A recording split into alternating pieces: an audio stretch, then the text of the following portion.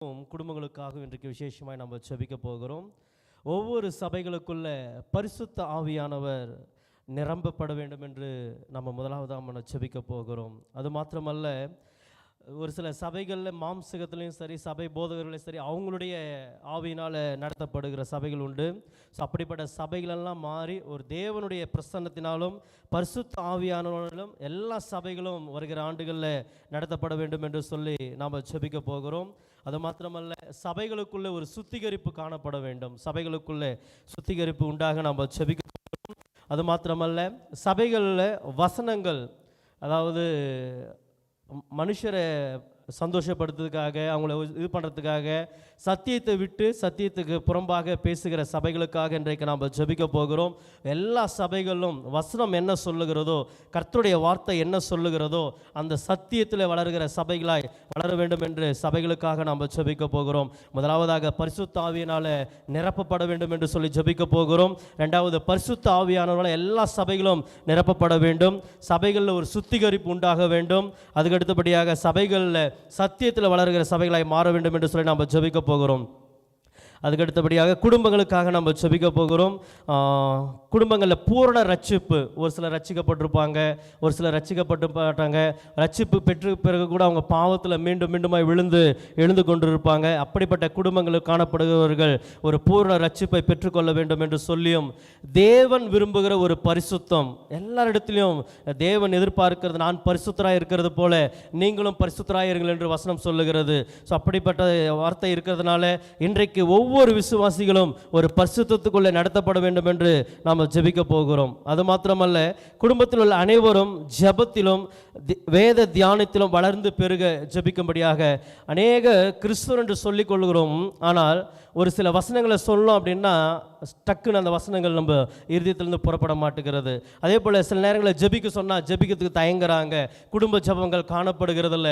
ஒருவேளை இந்த புதிய ஆண்டுக்குள்ளே நம்ம பிரவேசிக்கிறதுக்கு முன்பதாக இப்படிப்பட்ட குடும்பங்களுக்குள்ளே ஒரு குடும்ப ஜெபங்கள், ஒரு ஜெப வாஞ்சை, வேத வாசிப்பு, இப்படிப்பட்ட காரியங்களால் நிரப்பப்பட வேண்டும் என்று சொல்லி குடும்பங்களுக்காகவும் சபைகளுக்காகவும் நாம் எழுந்து நின்று சகோதரி ஜெபிக்கும் பொழுது அவளோடு கூட இணைந்து நாம் கருத்தாய் நாம் ஜெபிக்கலாமா? எழுந்து நின்று நாம் ஜெபிப்போம்.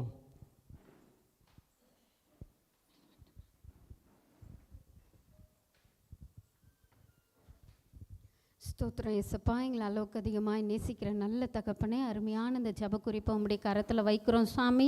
இந்த நாளில் கூட தகப்பனே சபைக்காக நாங்கள் ஜெபிக்கிறோம் சுவாமி. வருகிற ஆண்டில் கூட தகப்பனே சபைகள் கர்த்தரால் போதிக்கப்பட்டு இருக்கும்படியாய், சபைகள் பரிசுத்த ஆவியால் நடத்தப்படும்படியாய் கூட நாங்கள் ஜெபிக்கிறோம் சுவாமி. எங்கள் சபைகள் இயேசப்பா விசேஷமாய் பரிசுத்த ஆவியானவர் இல்லாத ஒரு சபை இருக்கவே கூடாது சுவாமி.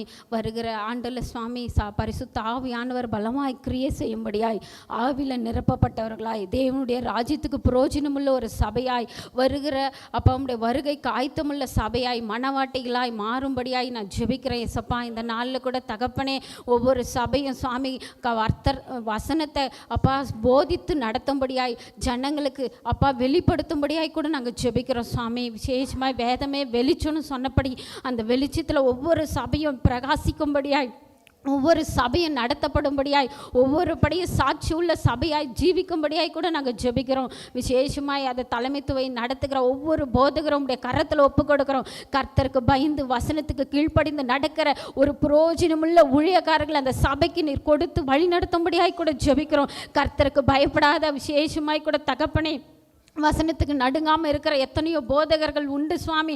அப்படிப்பட்ட போதகர்களை இன்னுமாய் ஏசப்பா கண்டித்து உணர்த்தி அவர்களை வல்லமையாக எடுத்து பயன்படுத்தும்படியாய் கூட ஜெபிக்கிறோம் சுவாமி.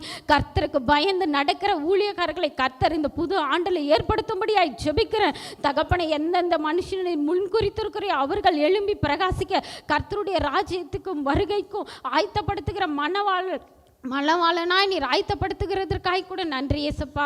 விசேஷமாய் கூட அறுவடையும் மிகுதி ஆட்களோ குறைவுன்னு சொல்லியிருக்கிறீங்களே சுவாமி. இந்த நாட்களில் கூட தகப்பனை ஒவ்வொருவரையும் நீர் எழும்பி உலகம் முழுவதும் ஆயதாயம் படுத்தக்கூடிய ஒரு அபிஷேகத்தை பரிசுத்த ஆவியானவர் சபைகளில் ஊற்றப்படும்படியாய் கூட ஜெபிக்கிறோம். வாலிபர்கள் மேலேயும் மூப்பர் மேலேயும் கடைசி காலத்தில் ஆவியை ஊற்றுவேன்னு சொன்னீங்களே சாமி, இந்த நாளில் கூட சபைகளை ஒவ்வொருவரும் எழும்பி பிரகாசிக்கத்தக்க ஒரு பரிசுத்த ஆவியானவரால் நிரப்பப்படும்படியாய் கூட ஜெபிக்கிறோம் சாமி. எங்கள் சபைகளில் ஒரு சுத்திகரிப்பு இருக்கும்படியாய் கூட ஜெபிக்கிறோம் சாமி. ஒவ்வொருவரும் சுத்திகரித்தோடு பரிசுத்தத்தோடு ஜீவிக்கும்படியாய் கடைசி ஆண்டில் வாழும்படியாய் கூட நாங்கள் ஜெபிக்கிறோம் சாமி. விசேஷமாய் கூட எங்கள் சபைகளுக்காக ஜெபிக்கிறோம். சபையில் இருக்கிற ஒவ்வொரு குடும்பத்துக்காக நாங்கள் ஜெபிக்கிறோம் சாமி.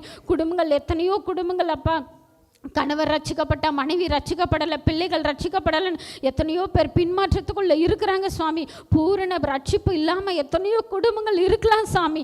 ஆனாலும் கர்த்தாவே, இந்த நாளில் நாங்கள் ஜெபிக்கும் பொழுது ஒவ்வொரு குடும்பங்களும் ரட்சிக்கப்படும்படியாய், தேவனை விட்டு வழி விலகி போன ஆத்துமாக்கள், பின்னிட்டு போன ஆத்துமாக்கள், தேவனே இல்லைன்னு சொல்லி அறிக்கையிட்ட ஆத்துமாக்கள் எல்லாம் நீர் தொடும்படியாய் கூட ஜெபிக்கிறோம்ப்பா. அப்பேற்பட்டவர்கள் மேலே தேவனே நீர் பிரகாசிக்கும்படியாய் கூட ஜெபிக்கிறோம் சாமி. நீர் ஒவ்வொருவரையும் தொட்டு ஒவ்வொரு குடும்பத்தையும் நீர் ஆயத்தப்படுத்தும்படியாய் கூட ஜெபிக்கிறோம்ப்பா. ரட்சிப்பு கர்த்தருடையதுன்னு சொல்லியிருக்கிறீங்களே சாமி. நானும் என் வீட்டாரும் என்றால் கர்த்தரையே சேவிப்போன்னு சொன்னபடி ஒவ்வொரு குடும்பமாய் ரட்சிக்கப்படும்படியாய் கூட நாங்கள் ஜெபிக்கிறோம் சாமி. ஒவ்வொரு குடும்பத்தில் யாரெல்லாம் சபைக்கு வராமல் அப்போ தாய் மட்டும் தகப்பன் மட்டும் வந்திருக்கிறார்களோ, அப்பேற்பட்ட குடும்பத்திலிருந்து குடும்பமாய் வருகிற ஆண்டில் வரும்படியாய் நாங்கள் ஜெபிக்கிறோம்.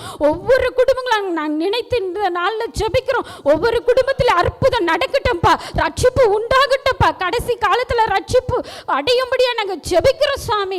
ஒவ்வொரு குடும்பங்களையும் மனக்கண்கள் திறக்கப்பட்டுட்டோம். தேவனே மெய்யான தேவன் என்பதை அறிக்கை செய்து சபைகளுக்குள்ள பிரவேசிக்க நாங்கள் ஜெபிக்கிறோம் தகப்பனே. ஒவ்வொரு ஆத்துமாக்களையும் நீர் தொடும்படியா ஜெபிக்கிறோம். மாம்சமான யாவருக்கும் நான் தேவன் சொல்லி இருக்கிறீங்களப்பா, ஒவ்வொருவரையும் நீர் நடத்தும்படியாய் கூட ஜெபிக்கிறோம் சாமி. எத்தனையோ பேர் பிசாசின் கட்டிலையும் அவ விசுவாசத்தில் விழுந்து போயிருக்கலாம் சாமி. ஆனாலும் ஒவ்வொருவரையும் தேவனாகிய கர்த்தர் அப்படிப்பட்ட கட்டிலிருந்து விடுதலையாக்கி இந்த புது ஆண்டுல சபைக்குள்ள புது ஆத்துமாக்களை நீர் கொடுத்து நிரப்ப போவதற்காய் நன்றியப்பா. எங்க பக்கத்துல எத்தனையோ சேர்கள் காலியா இருக்கலாம்ப்பா. ஒரு ஆபோஜன பந்தியில கூட சுவாமி எத்தனையோ அப்பங்கள் மீந்து போகுது, திராட்சரசம் மீதியா இருக்கிறது சுவாமி. அந்த நிலைமை எங்க சபையில வரக்கூடாது ஏசப்பா. எங்க சபையில இன்னும் புது ஆத்துமாக்களை கொடுத்து அப்பா நீர் நிரப்பும்படியாய் கூட ஜெபிக்கிறோம்ப்பா. ஒவ்வொரு சேரும் காலியாவே இருக்கக்கூடாது. வருகிற புது ஆண்டுல அப்பமும் திராட்சரசமும் மீதி ஆகவே கூடாது சுவாமி. அது எங்களுக்கு இன்னும் அதிகமாய் தந்து அதிக ஆத்துமாக்களை கொள்ளை பொருளை கொடுத்து எங்களை வழிநடத்த போவதற்காக கூட நன்றி தகப்பனே. இந்த நாளில் கூட கர்த்தாவே, நான் 3 நாள் கூட்டத்துக்காக நாங்கள் ஜெபிக்கிறோம். அந்த 3 நாள் கூட்டத்தை உங்களுடைய கரத்தில் வைக்கிறோம் சுவாமி. அந்த 3 நாளும் பரிசுத்த ஆவியானவர் தாமே முன்னின்று எங்களை வழிநடத்தும்படியாக கூட ஜெபிக்கிறோம் சுவாமி. விசேஷமாக எங்கள் போதகிராம உங்களுடைய கரத்தில் ஒப்பு கொடுக்குறேன்ப்பா. தலைமைத்துவம் தாங்கி நடத்துகிற அந்த மகளை உங்களுடைய பிரசன்னத்தினால நிரப்புங்கப்பா. ஆவியானவர் பலத்தினால நிரப்புங்கப்பா. அவங்களுக்கு வேண்டிய ஞானத்தை கொடுங்கப்பா. அவங்களுக்கு வேண்டிய தேவைகளை சந்திங்கப்பா. நீ காற்றை காண மாட்டேன், மழையை பார்க்க மாட்டேன், வெட்டு இந்த பள்ளத்தாக்கு நிரம்புன்னு சொன்னீங்களேப்பா. காலியா இருக்கிற இந்த பள்ளத்தாக்க நிரப்ப போவதற்கு நீர் சுவாமி. ஒத்தாசை வரும் பர்வதங்களுக்கு நேரம் என் கண்களை நாங்கள் ஏறெடுக்கிறோம் தகப்பனே. நீரே அற்புதங்கள் அதிசயங்களை செய்த அந்த நாளில் ஒரு விசேஷமான நாளாய் அப்பா, சுற்றுப்புற கிராமங்களுக்கு நற்செய்தி அறிவிக்கிற நாளாய், ஒவ்வொரு சுற்றுப்புற கிராமங்களுக்கு விடுதலையாக்கப்பட்ட நாளாய், அந்த நாள் அநேக இருள் இருக்கிற ஜனங்கள் பெரிய வெளிச்சத்தை பார்த்தாங்கன்னு சொன்னபடி அந்த நாள் மீட்டிங்ல பெரிய வெளிச்சத்தை நீர் உதிக்க செய்கிற கிருபைக்காக கூட நன்றி செலுத்துகிறோம் சுவாமி. வரப்போற பாஸ்டர் கூட உடைய கரத்தில் ஒப்பு கொடுக்கிறோம். அவர்களை கூட நீர் பாதுகாத்து நடத்தும் சுவாமி. கொடுக்கிற வார்த்தைகள் ஒவ்வொரு தேசத்திலையும் பட்டணத்திலையும் கிராமங்களையும் பரவும்படியாய் நாங்கள் ஜெபிக்கிறோம். அற்புதங்கள் அந்த செகண்டே எங்களுக்கு நடக்கும்படியாய் ஜெபிக்கிறோம்ப்பா. கர்த்தர் நீர் அந்த நாளில் பெரிய காரியங்களை செய்ய போவதற்காய் நன்றி. சபை முழுவதும் உடைய பசுத்த ஆவியானவனால் நிரப்பி எங்களை வழிநடத்த போவதற்காய் நன்றி அப்பா. தொடர்ந்து உடைய கரத்தில் எங்களை தாழ்த்தி ஒப்பு கொடுக்கிறோம். எல்லா துதி கன மகிமையும் உமக்கே செலுத்துகிறோம். இயேசுவின் நாமத்தில் பிதாவே, ஆமென். நாம் உட்காருவோம். சபைக்கான பொதுவான அறிவிப்புகள். நம்ம ஆலயத்தில் ஞாயிறு தோறும் 2 ஆராதனைகள் நடைபெறுகிறது. முதல் ஆராதனை காலை 6 மணிக்கும், 2வது ஆராதனை 8:30 மணிக்கும் சரியாய் துவங்கும். தேவ பிள்ளைகள் தவறாமல் கலந்து கொண்டு இதனுடைய நாமத்தை மகிமைப்படுத்தும்படியாக எங்களை அன்போடு கூட அழைக்கிறோம். விசேஷமாய் நம்ம இறுதி நாட்கள், இந்த ஆண்டினுடைய இறுதி நாட்கள் வந்திருக்கிறதுனால 3 நாட்கள் சுத்திகரிப்பு கூட்டங்கள் நடைபெற்று கொண்டு இருக்கிறது. நேற்று தினத்தில் முதல் நாள் கூட்டத்தை கர்த்தர் நிறைவாய் நடத்தி கொடுத்தார். மீதமுள்ள 2 நாட்கள் இன்றும் நாளையும் நடைபெறும். தேவ பிள்ளைகள் வந்து கலந்து கொண்டு தேவனுடைய நாமத்தை இன்று தவறாமல் கலந்து கொண்டு தேவனுடைய நாமத்தை மகிமைப்படுத்தும்படியாக எங்களை அன்போடு கூட அழைக்கிறோம். விசேஷமாய் நாளை தினத்தில் அமாவாசை கூட்டம் நடைபெறும். சரியாய் 6 மணிக்கு துவங்கும். தேவ பிள்ளைகள் வந்து கலந்து கொண்டு உங்கள் அருகாமையில் இருக்கக்கூடிய இன்னும் ரட்சிக்கப்படாத ஜனங்கள், கட்டுகள் இருக்கிறவங்க, வியாதியில் இருக்கிறவங்க, பாவ வாழ்க்கையில் இருக்கிறவங்க, அப்படிப்பட்ட பிள்ளைகளை அழைத்து கொண்டு வந்து ஒரு விடுதலை பெற்றுக்கொண்டு செல்லும்படியாய் உங்களை அன்போடு கூட அழைக்கிறோம். விசேஷமாய் நம்ம சபையில் கேர்சல் புதன்கிழமை தோறும் நம்ம அருகாமையில் இருக்கக்கூடிய பகுதிகளில் நடைபெறுகிறது. தேவ பிள்ளைகள் வந்து கலந்து கொள்ளும்படியாய் உங்களை அன்போடு கூட அழைக்கிறோம். வெள்ளிக்கிழமை ஜூம் மீட்டிங், வாலிப பிள்ளைகளுக்கான ஜூம் மீட்டிங் நம்ம ஏற்படுத்தப்பட்டுள்ள இருக்குது. வாலிப பிள்ளைகள் தவறாமல் கலந்து கொண்டு தன்னுடைய நாமத்தை மகிமைப்படுத்தும்படியாய் அன்போடு கூட அழைக்கிறோம். வெள்ளிக்கிழமை காலை 10:30 மணிக்கு நம்ம ஆலயத்தில் பெண்களுக்கான உபவாச கூட்டம் நடைபெறுகிறது. பிள்ளைகள் வந்து பெண்கள் வந்து கலந்து கொண்டு தன்னுடைய நாமத்தை மகிமைப்படுத்தும்படியாய் அன்போடு கூட அழைக்கிறோம். இப்பொழுதும் கூட ஒரு காணிக்கை பாடலை பாடும் பொழுது நாம் கர்த்தருக்கென்று நாம் காணிக்கை நாம் செலுத்துவோம்.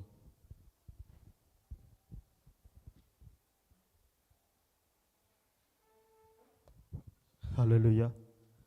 தாவீது சொல்வது போல, நீர் செய்த எல்லா உபகாரங்களுக்கும் நான் என்னத்தை செய்வேன் என்ற அந்த வார்த்தையின்படி இந்த வருடம் முழுவதும் நம்மளை ஆண்டவர் நடத்தி வந்த கிருபைக்காக நம்ம நன்றி சொல்லும்படியாக அந்த பாடல் பாடலாம்.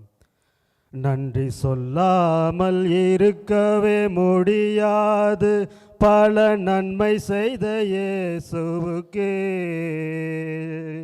நன்றி நன்றி நன்றி என்று சொல்லி நான் துதிப்பேன், நாள்தோறும் போற்றுவேன், நாள்தோறும் போற்றுவேன். நன்றி சொல்லாமல் இருக்கவே முடியாது, பல நன்மை செய்த இயேசுவுக்கே நன்றி நன்றி நன்றி என்று சொல்லி நான் துதிப்பேன், நாள்தோறும் போற்றுவேன், நாள்தோறும் போற்றுவேன். எத்தனையோ நன்மைகளை என் வாழ்வில் செய்தீரே, ஏராளமாய் நன்றி சொல்வேன். எத்தனையோ நன்மைகளை என் வாழ்வில் செய்தீரே, ஏராளமாய் நன்றி சொல்வேன். அத்தனையும் நினைத்து நினைத்து நான் துதிப்பேன், ஆண்டவரை போற்றுவேன். அத்தனையும் நினைத்து நினைத்து நான் துதிப்பேன், ஆண்டவரை போற்றுவேன், ஆண்டவரை போற்றுவேன். நன்றி சொல்லாமல் இருக்கவே முடியாது, பல நன்மை செய்த இயேசுவுக்கே நன்றி நன்றி நன்றி என்று சொல்லி நான் துதிப்பேன், நாள்தோறும் போற்றுவேன், நாள்தோறும் போற்றுவேன். மரண பள்ளத்தாக்கில் நான் நடந்த போதெல்லாம் பாதுகாத்தீரையா,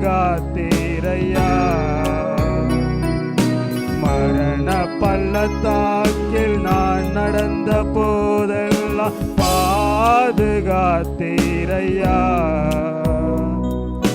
மீண்டும் ஜீவனை கொடுத்து நீர் என்னை வாழ வைத்தீரையா, மீண்டும் ஜீவனை கொடுத்து நீர் என்னை வாழ வைத்தீரையா, வாழ வைத்தீரையா. நன்றி சொல்லாமல் இருக்கவே முடியாது, பல நன்மை செய்த இயேசுவுக்கே நன்றி நன்றி நன்றி என்று சொல்லி நான் துதிப்பேன், நாள்தோறும்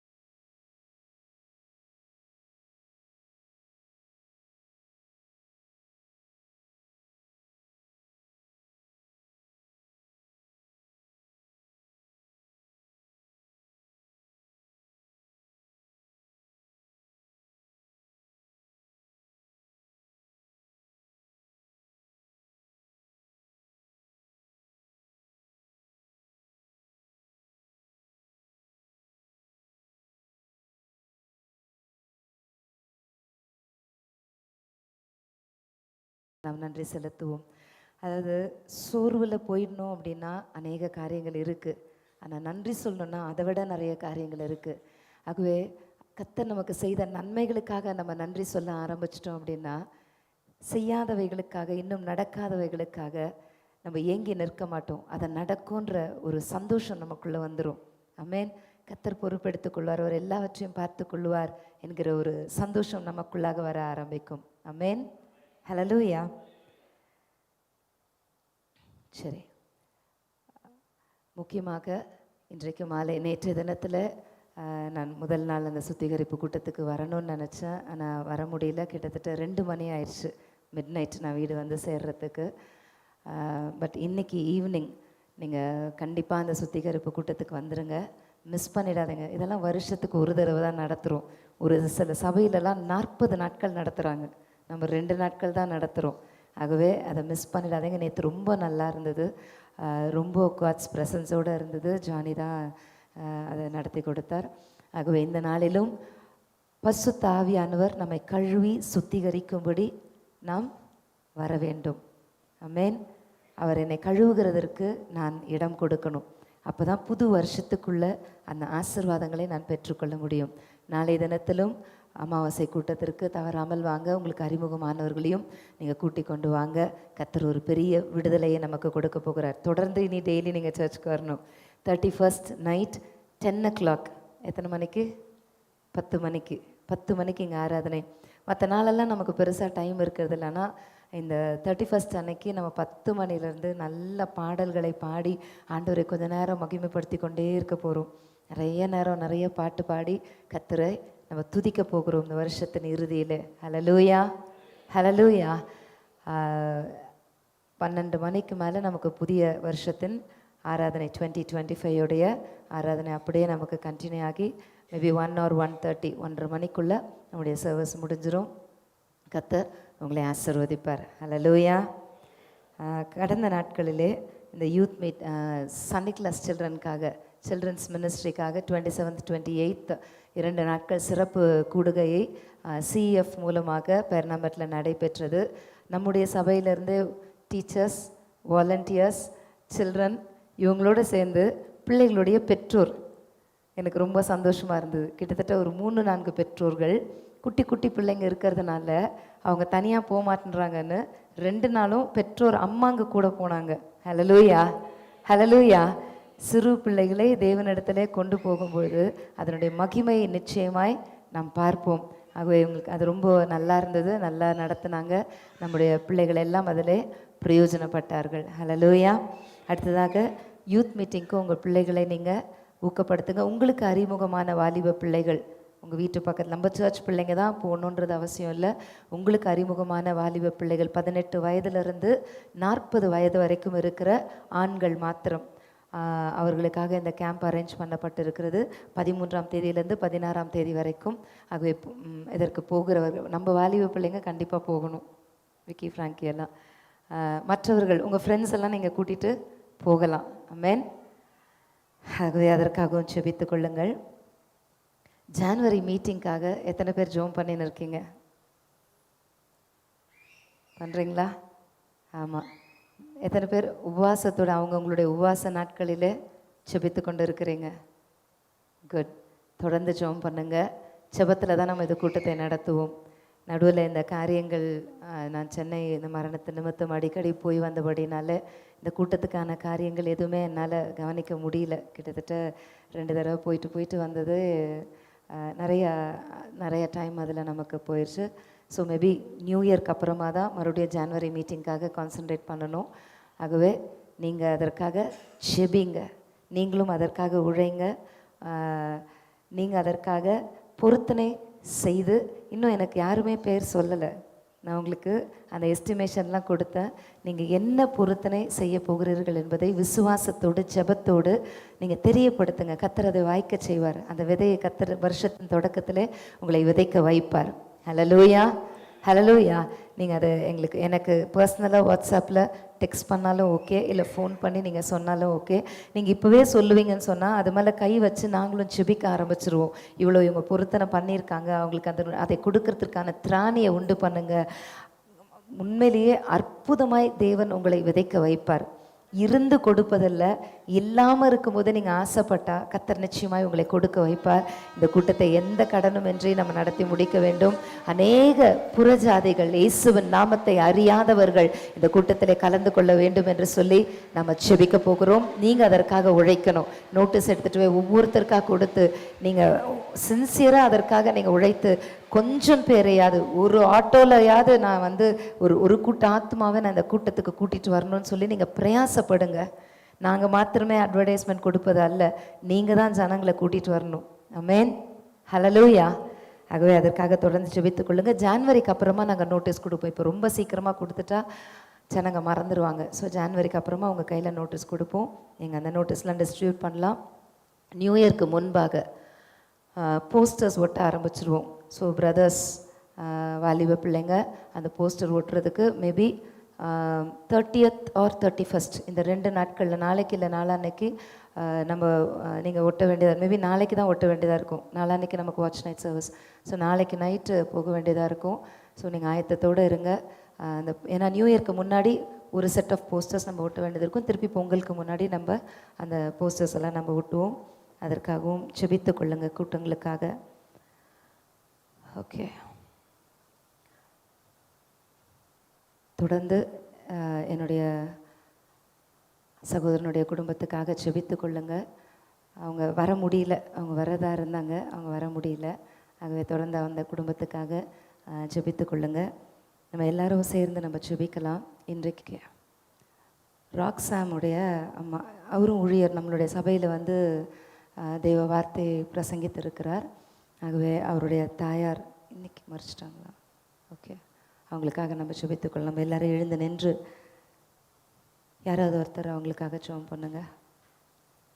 கர்த்தர் அந்த குடும்பத்தை ஆறுதல் படுத்தும்படியாக.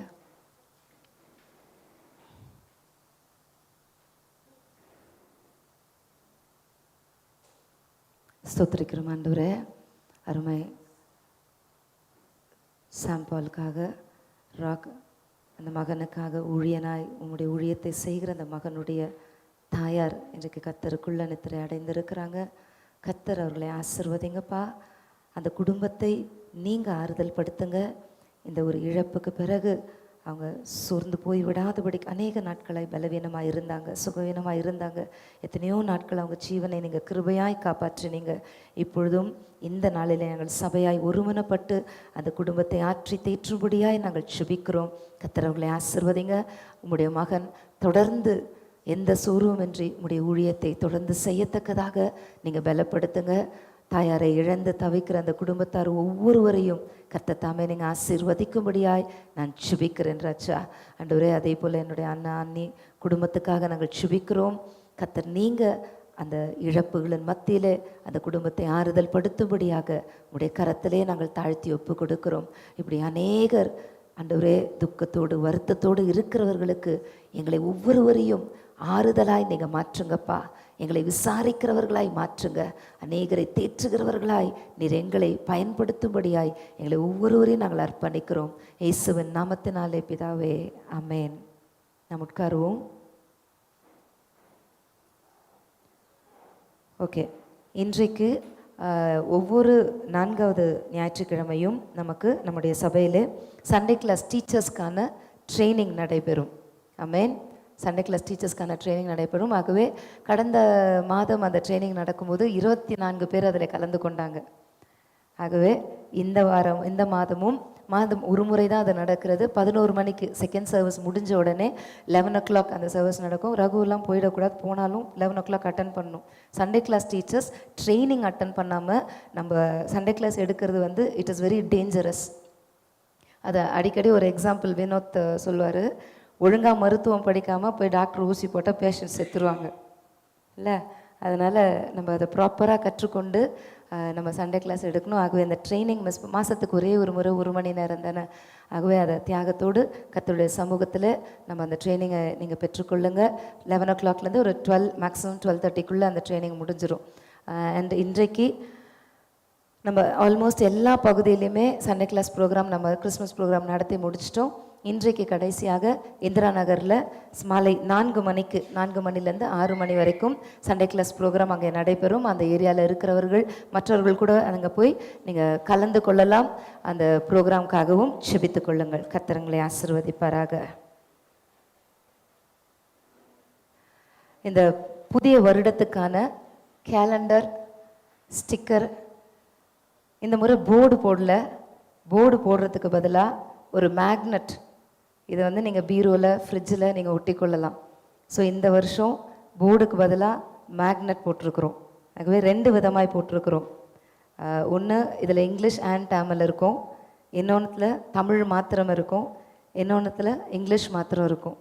ஆகவே இதை நீங்கள் நியூ இயர் அன்றைக்கு வாங்கி கொள்ளலாம். ஆமென். இல்லை நீங்கள் வாங்கி எங்கள் ரிலேட்டிவ்ஸ்க்கெல்லாம் நாங்கள் கொடுக்குறோம், நீங்கள் இதை ஒரு ஊழியமாய் செய்யணும். நீங்கள் இதை வாங்கி மற்றவர்களுக்கும் நீங்கள் அந்த வார்த்தையை சொல்லி ஜெபம் பண்ணி நீங்கள் கொடுங்க. அந்த வார்த்தையின்படியே கர்த்தர் அவங்களை ஆசீர்வதிப்பார். ஹல்லேலூயா. கேலண்டர்ஸ் எல்லாமே வந்துருச்சு. சர்ச் முடியும் பொழுது ஒவ்வொரு ஃபேமிலியும் அவங்க பக்கத்தில் நீங்கள் சைன் பண்ணிவிட்டு நீங்கள் கேலண்டர் நான் உங்கள் கையில் கொடுப்பேன், நீங்கள் சைன் பண்ணிவிட்டு நீங்கள் வாங்கிட்டு போயிடலாம். நாங்கள் நேம்ஸ் அனௌன்ஸ் பண்ண நீங்கள் வந்து சைன் பண்ணி கர்த்தர் உங்களை ஆசீர்வதிப்பார். ஹல்லேலூயா. கர்த்தருடைய கிருபையினாலே இந்த முறை எல்லாமே அட்வான்ஸாக நமக்கு கிடைக்கும்படி ஆண்டவர் உதவி செய்தார். ஆமென். ஹல்லேலூயா. கர்த்தர் நல்லவர். சரி, நம் தெய்வ செய்திக்கு நிறைய கடந்து போவோம். சண்டே கிளாஸ் செகண்ட் சர்வீஸ் இல்லையா? ஓகே.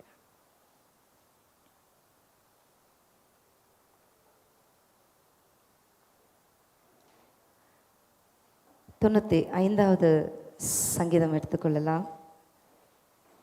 95வது சங்கீதம்.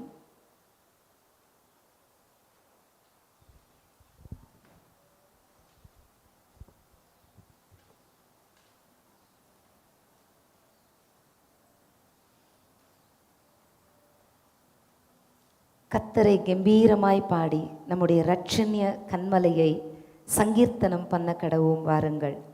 துதித்தலுடனே அவர் சந்நிதிக்கு முன்பாக வந்து சங்கீதங்களால் அவரை ஆர்ப்பரித்து பாடக் கடவும். ஸோ இது ஒரு இந்த கடைசி ஓய்வு நாளில் நம்ம நன்றி நிறைந்த உள்ளத்தோடு கர்த்தரை நாம் தொழுது கொள்ள வேண்டும். ஆமென். வருஷம் முழுவதுமாக என்னை இவ்வளோ அழகாக நடத்துனீங்களேப்பா, இவ்வளோ சிறப்பாக என்னோடு கூட இருந்தீங்க. ஆண்டவருக்கு நாம் நன்றி சொல்லுவோம். கர்த்தரே மகாதேவனும் எல்லா தேவர்களுக்கும் மகாராஜனுமாய் இருக்கிறார். பூமியின் ஆழங்கள் அவர் கையில் இருக்கிறது, பர்வதங்களின் உயரங்களும் அவருடையவைகள், சமுத்திரம் அவருடையது, அவரே அதை உண்டாக்கினார், வெட்டாந்திரையையும் அவருடைய கரம் உருவாக்கிற்று. So we are serving such a mighty God. நம்ம இதெல்லாம் வெறும் வார்த்தைகளாக அப்படி படிச்சுட்டு போகாமல் என் தேவன் எவ்வளவு பெரிய தேவனாக இருக்கிறார், வானத்தையும் பூமியையும் சிருஷ்டித்தவர், அவர் என்னை படைத்தவர், இந்த உலக அண்ட சராசரங்களை ஆளுகை செய்கிறவர் எனக்குள்ளே வாசம் பண்ணுகிறார். Amen. We are not serving an ordinary God. He is the almighty powerful God. Amen.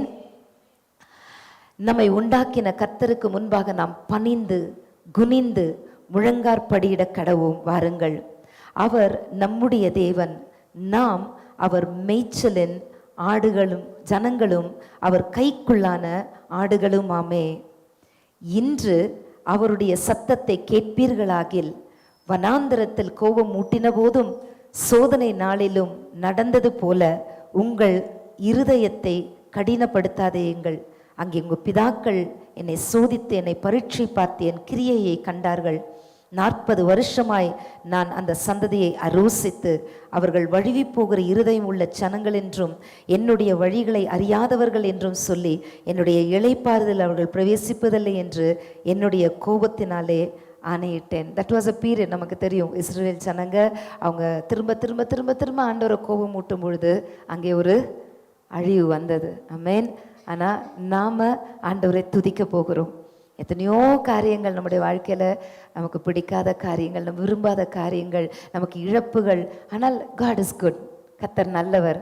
ஹல்லேலூயா, ஹல்லேலூயா. கர்த்தர் எப்போதுமே நல்லவர், அவர் சர்வ வல்லவர், அவர் நம்முடைய தேவன், நாம் அவர் மேய்ச்சலின் ஜனங்களும் அவர் கைக்குள்ளான ஆடுகளும் ஆமே.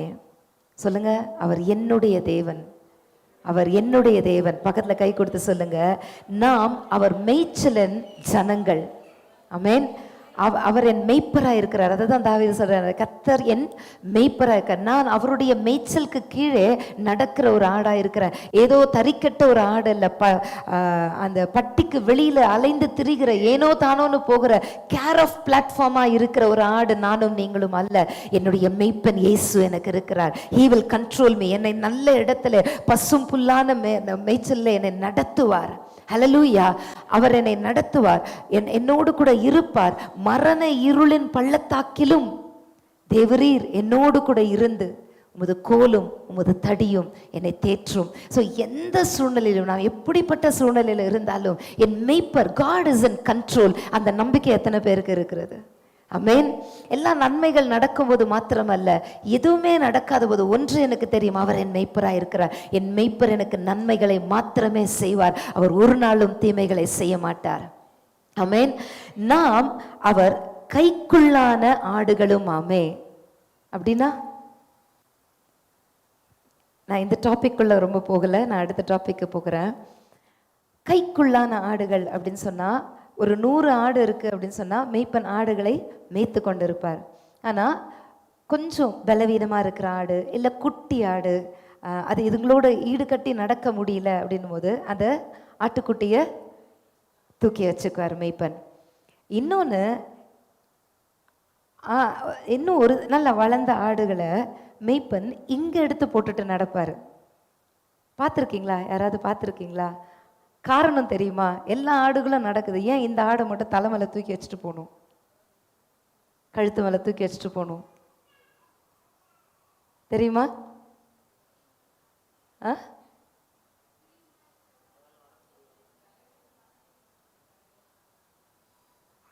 நம்மலாம் ஒரு பாட்டு பாடுவோம் தெரியுமா? காயப்படுத்தி கட்டு போடும் அன்பரே, என்னை அடித்தாலும் அணைக்கின்ற அன்பரே. காயப்படுத்தி கட்டு போடும் அன்பரே, என்னை அடித்தாலும் அணைக்கின்ற அன்பரே. உமக்கே ஆராதனை உயிருள்ள நாளெல்லாம். அனைத்தையும் செய்து முடிக்கும் ஆற்றல் உள்ளவரே, நீ நினைத்தது ஒரு நாளும் தடைபடாதையா. அனைத்தையும் செய்து முடிக்கும் ஆற்றல் உள்ளவரே, நீ நினைத்தது ஒரு நாளும் தடைபடாதையா. அவர் அனைத்தையும் செய்து முடிக்கக்கூடிய வல்லமை உள்ளவர். அவர் செய்ய நினைத்தது தடைப்படாது. அவரால் செய்ய முடியும். ஆனால் ஏன் எனக்கு செய்ய மாட்டேன்றார்? கேட்டிருக்கீங்களா? நான் கேட்டிருக்கேன். நீங்கள் ஐஸ்வர்யா சம்பந்தர், எனக்கு இவ்வளோ கடன் பிரச்சனை இருக்குது, நீங்கள் நினச்சா இதை நீங்கள் உடனே அடைச்சிடலாம், ஏன் லேட் பண்ணுறீங்க? சுகத்தை கொடுக்கறது உங்கள் வேலை, சிருஷ்டித்தவர் நீர். 2 கிட்னி வேணும்னா கொடுத்துட்டு போயிடலாம், நீங்கள் ஏன் கிடைக்கல? தெரியாது. ஆமென். கர்த்தர் நல்லவர், அது மட்டும்தான் தெரியும். நம்ம ஆண்டவர்கிட்ட போய் கேள்வியெல்லாம் கேட்டுன்னு இருக்க முடியாது. ஆட்டுக்குட்டி கதைக்கு வருவோம். ஆடை தூக்கி, இப்போது புதுசாக பட்டிக்கு ஒரு ஆடு வருது அப்படின்னா அது மற்றதுங்களோட கொஞ்சம் முரண்டு பிடிக்கும். பட்டியோட ஆடுகளோட ஆடாக கொஞ்சம் போகாது, அது மெய்ப்பனையும் அறியாது. மற்ற ஆடுகள் கொஞ்சம் பழகி பழகி மெய்ப்பனை அறிந்திருக்கும். மெய்ப்பனை க்ளோஸாக அறியாத ஒரு ஆடை அந்த மெய்ப்பனை என்ன பண்ணுவானா, லைட்டாக மிலாற்றினால் அடித்து, அந்த காலில் லைட்டாக அடிபடும். ஆமென். அதை லைட்டாக அடித்து அது நடக்க முடியாது. இல்லைன்னா அது விட்டா குடு குடு குடுன்னு ஓடிடும். இவர் ஒன்று சொல்வார், அது ஒன்று செய்யும், அது ஓடிடும். லைட்டாக அடித்து அதுக்கு மேலே அது நடக்க முடியாது. ஆகவே அதுக்கப்புறம் அதை காயப்படுத்தி கட்டு போட்டு மருந்து போட்டு அதை கட்டு போட்டு சுற்றிட்டு, இப்போ அது நடக்க முடியாதுல்ல, அதை தூக்கி தோள் மேலே போட்டுட்டு அவர் நடப்பார்.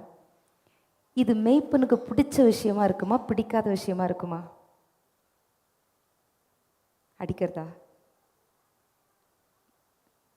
ஸோ ஒரு ஆடு இங்கே கழுத்து மேலே போடணும் அப்படின்னா, ஆட்டு மேலே நிறைய அந்த குட்டி குட்டி பேன் இருக்கும், அதெல்லாம் அந்த மேய்ப்பன் மேலே ஏறும். ஆமென். அந்த ஆடு அந்த அந்த அடிபாகம் எல்லா அனிமல்ஸுக்கும் ஸ்மெல்லு வரும், யூரின் ஸ்மெல்லு அதெல்லாம் பயங்கரமாக வரும். அதை எடுத்து கழுத்து மேலே போடும்போது இங்கெல்லாம் அழுக்காகும், ஷோல்டர் வலிக்கும். ரொம்ப தூரம் அதை தூக்கிட்டு நடக்கணும்னா அந்த அந்த மெய்ப்பனுக்கு வலிக்கும். அதெல்லாம் தாண்டி வேற வேலை வெட்டி இல்லாமல் எதுக்காக நல்லா நடக்கிற ஆடை ஒரு தட்டு தட்டி தூக்கி தோள் மேலே போட்டுக்கிறாரு சொல்லுங்க.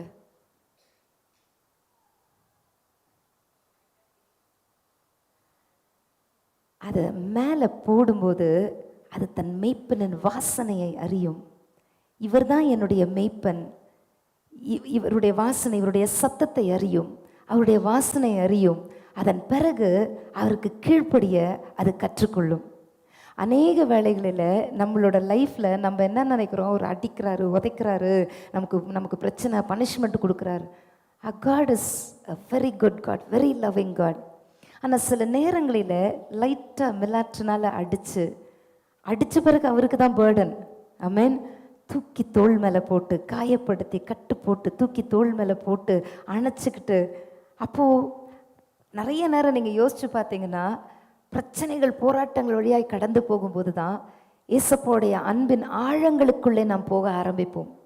அப்போ தான் மனிதர்கள் கைவிடுவாங்க. மனிதர்கள் யார், தேவன் யார் என்பதை நாம் அறிந்து கொள்ள முடியும். ஆமென். அப்போது அதெல்லாம் கடந்து வந்த பிறகு தான் நமக்கு தெரியும், இதை நான் கடந்து வந்தது நல்லது. ஆனால் கடந்து போகும்போது வலிக்கும், கஷ்டமாக இருக்கும். ஏன் ஆண்டவரை இவ்வளோ பாடு, ஏன் ஆண்டவரை இவ்வளோ பிரச்சனை. ஆனால் கடந்து வந்து திரும்பி பார்க்கும்போது இயேசுவின் அன்பை ஆழமாய் அறிந்து கொள்ளக்கூடிய ஒரு பாக்கியத்தை கர்த்தர் நமக்கு கொடுக்கிறார். ஆமென். ஹல்லேலூயா. அப்போது ஒரு நல்ல மேய்ப்பனாகிய இயேசுவின் கீழே அவருடைய பட்டியில் இருக்க வேண்டிய ஆடாய் நான் இருந்தால் சில நேரத்தில் நான் கொஞ்சம் முரண்டு பிடிச்சா லைட்டாக மிலாற்றினால அடித்து காலை உடைச்சிட மாட்டார். லைட்டாக அடித்து தன்னுடைய அன்பு என்ன என்பதை விளங்க செய்வார். அதன் பிறகு அந்த மெய்ப்பனை விட்டு அந்த குரல் நல்லா கேட்கும். தன்னுடைய மெய்ப்பனுடைய குரல் அந்த ஆட்டுக்கு நல்லா கேட்கும். நீங்கள் பிரச்சனை போராட்டத்தின் வேளையில் வேதத்தை எடுத்து நீங்கள் வாசித்தீங்கன்னா அப்படியே முகமுகமாக பேசுறது தெரியும். எத்தனை பேர் அதை அனுபவிச்சிருக்கீங்க? ஆமென். மீதி நேரத்தில் எடுத்து படிங்க, கொஞ்சம் மண்டையில் ஏறாத மாதிரியே இருக்கும், தூக்கம் வரும், அப்புறம் படிச்சுக்கலான்னு தோணும். ஆனால் பிரச்சனை போராட்டம் வரும்போது ஆண்டவரே எனக்கு ஒரு வார்த்தை பேசிடுங்கன்னு சொல்லி அப்படியே தாகத்தோடு போய் உட்காரும்போது முகமுகமாக ஒவ்வொரு வார்த்தையும் அப்படியே ஆண்டவர் இடைப்படுவார். அப்போ காயப்படுறது நல்லதா இல்லையா? ஆறுதல் அடைகிறோம், அவருடைய அன்பை தெரிந்து கொள்ளுகிறோம். அதன் பிறகு தேவனோடு ஐக்கியமாய் நடக்க பழகி கொள்ளுகிறோம். இவர் தான் என் மெய்ப்பன், இவரை விட்டுட்டு நான் போவே மாட்டேன்னு சொல்லி அவரோடு ஐக்கியமாகி விடுகிறோம். ஆமென். So we are gifted and we are blessed. சில நேரத்தில் அவர் காயப்படுத்தினாலும் என் நன்மைக்காகத்தான். ஆமென். அவர் கட்டு போட்டு அவர் மேலே தூக்கி வச்சுக்குவார், என்னை அப்படியே விட்டுற மாட்டார். ஹல்லேலூயா, ஹல்லேலூயா. இவ்வளோ வல்லமையுள்ள தேவனை நாம் பெற்றிருக்கிறோம். அப்போ நம்ம எவ்வளோ பெரிய பாக்கியசாலிகளாக இருக்கிறோம். நம் ஆண்டவருக்கு எவ்வளவு நன்றி சொல்ல வேண்டியவர்களாய் நாம் இருக்கிறோம். ஹல்லேலூயா, ஹல்லேலூயா. கடந்த நாட்களில் நான் ஒரு செய்தியை ரொம்ப ஷார்ட்டாக எடுத்தேன். மைக்கில் நான் வந்த அன்னைக்கு அந்த செய்தியோடைய கண்டினியூஷனை இந்த மாதத்துக்குள்ளே சொல்லி முடிப்பேன்னு சொன்னேன்னா ஏன்னா அன்றைக்கி அவர் எதிர்பார்க்காத விதமாய் வந்ததுனால செய்தி அவர் கொடுத்தார். ஸோ இன்றைக்கு ரோமர் 8வது அதிகாரம் 37வது வசனம். ஹல்லேலூயா. ரோமர் 8வது அதிகாரம் 37வது வசனம். இவை எல்லாவற்றிலேயும் நாம் நம்மில் அன்பு கூறுகிறவராலே முற்றும் ஜெயம் கொள்ளுகிறவர்களாய் இருக்கிறோமே. ஹல்லேலூயா. வாசிச்சலாமா? அதுக்கு முந்தின வசனம், எவை எல்லாவற்றிலும். கிறிஸ்துவின் அன்பை விட்டு நம்மை பிரிப்பவன் யார்? உபத்திரவமோ, வியாகுலமோ, துன்பமோ, பசியோ, நிர்வாணமோ, நாச மோசமோ, பட்டயமோ? இவை எல்லாவற்றிலும். ஆமென். மறுபடியும் அதை நீங்கள் எல்லாருமே சத்தமாக வாசிங்க. கிறிஸ்துவின் அன்பை விட்டு நம்மை பிரிப்பவன் யார்? அப்போ எதெல்லாம் நம்மளை பிரிக்கிறதுக்கு வாய்ப்பு இருக்குதான் பைபிள் சொல்லுது. உபத்திரம் வந்துச்சுன்னா சிலர் ஆண்டவரே வேணான்ட்டு போயிடுவாங்க, எனக்கு இந்த கடவுள் வேணாம். ஒரு சிலர் சொல்லுவாங்க, ஐயோ அந்த ஞானஸ்தானம் சர்ச்சுக்கு போய் புறஜாதிகள் யாராவது கொஞ்சம் அற்புதத்துக்காக ஆண்டவர்கிட்ட வராங்க அப்படின்னா அற்புதத்துக்காக 2 வாரம் வருவாங்க. அப்புறம் அப்படியே கொஞ்சம் வர ஆரம்பித்து ஞானஸ்நானம் அப்படின்னு சொன்னால் வேணாம் ஞானஸ்தானம்லாம் எடுத்து ஆண்டவருக்குள்ளே வந்துட்டா நிறைய கஷ்டம் வருமா, கேள்விப்பட்டிருக்கிறேன், நம்மளுக்கெல்லாம் அதெல்லாம் வேணாம், ஏதோ போனோமா ஒரு அற்புதம் வாங்கினோமா வீட்டுக்கு வந்தோமான்னு இருக்கணும். அப்போ அந்த உபத்திரவம் ஒரு சிலரை கிறிஸ்துவின் அன்பை விட்டு பிரித்து விடுகிறது. ஆமென். அடுத்தது வியாகுலமோ, இருதயம் வியாகுலப்படுகிறது. சில பிரச்சனைகள், வேதனைகள், மரணங்கள் வரும்பொழுது இருதயம் வியாகுலப்படுகிறது, துக்கப்படுகிறது.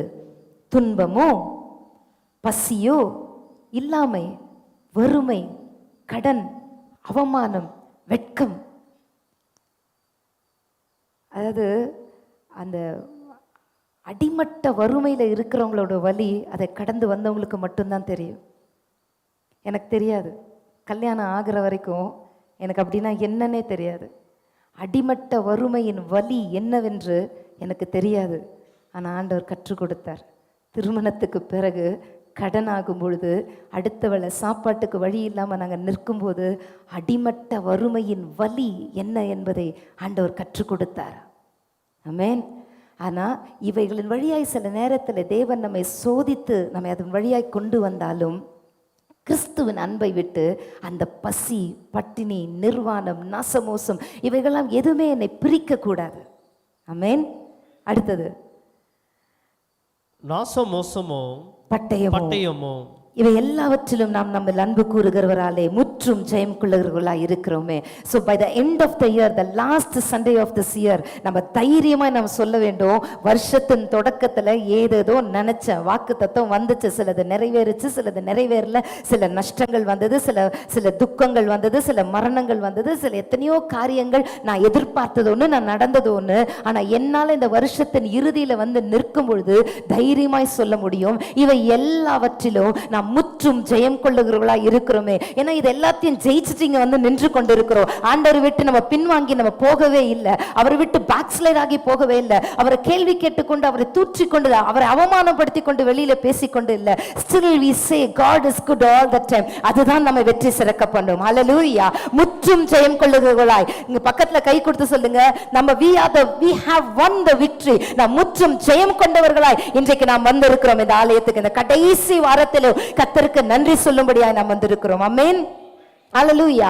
மரணமானாலும் இதெல்லாம் ஏன் எழுதி வைக்கப்படும்? இதெல்லாம் அடிக்கடி நம்ம வாசிக்கணும். அப்போதான் உலகத்துல பிரச்சனைகள், போராட்டங்கள் வரும்பொழுது மற்றவங்க நம்மளை பார்த்து சொல்லுவாங்க, இல்லை சரியில்லை, நீங்க ஏதோ பாவம் பண்ணிட்டீங்க, நீங்க அப்படி பண்ணிட்டீங்க. அஃப்கோர்ஸ் பாவத்தினால பிரச்சனைகள் வரும், ஆனால் அதனால் மட்டுமே வரும் என்று நினைத்து நம்ம சோர்ந்து போக மாட்டோம். மரணங்கள் வரும். ஆமென். மரணமானாலும், ஜீவனானாலும், தேவதூதர்களானாலும், அதிகாரங்களானாலும், வல்லமைகளானாலும், நிகழ்காரியங்களானாலும், வரும் காரியங்களானாலும், உயர்வானாலும். நமக்கு ஒரு உயர்வு வரும்போது ஜனங்க வந்து எனக்கு ப்ரமோஷன் கிடைத்தது சாட்சி சொல்லுவாங்க.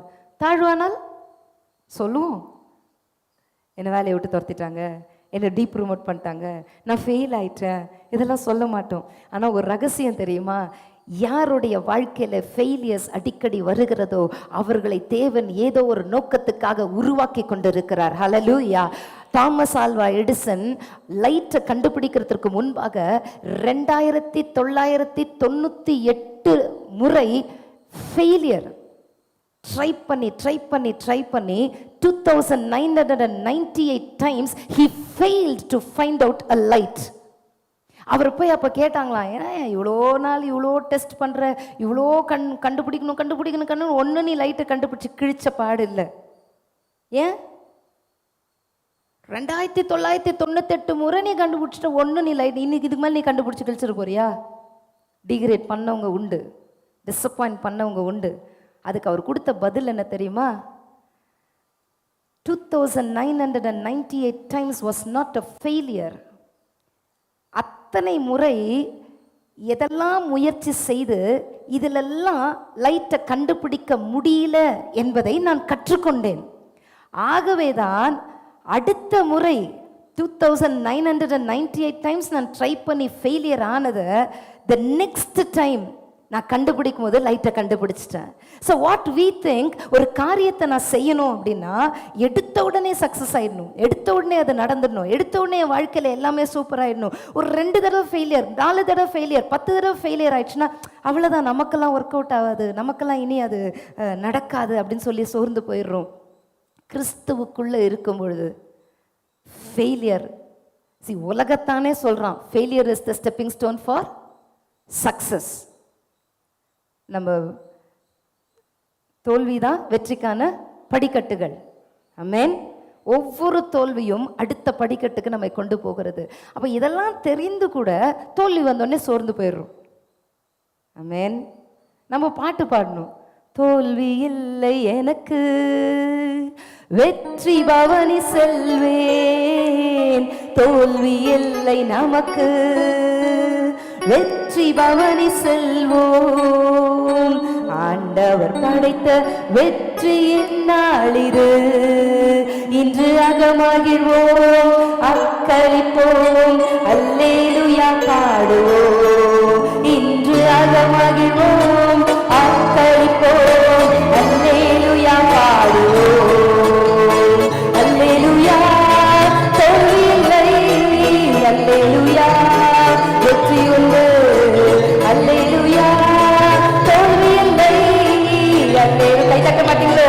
வெற்றி உண்டு, ஆண்டவர் படைத்த வெற்றியின் நாளிது, இன்று அகமகிழ்வோம், அக்களிப்போம், அல்லேலூயா பாடுவோம், இன்று அகமகிழ்வோம், அக்களிப்போம், அல்லேலூயா பாடுவோம். ஹல்லேலூயா, ஹல்லேலூயா. எத்தனை பேர் இனிமே சொல்ல போறீங்க? ஐ திங்க் என்னோட இதில் எக்கோ இருக்கு, எக்கோ குறைக்கணும் நினைக்கிறேன்.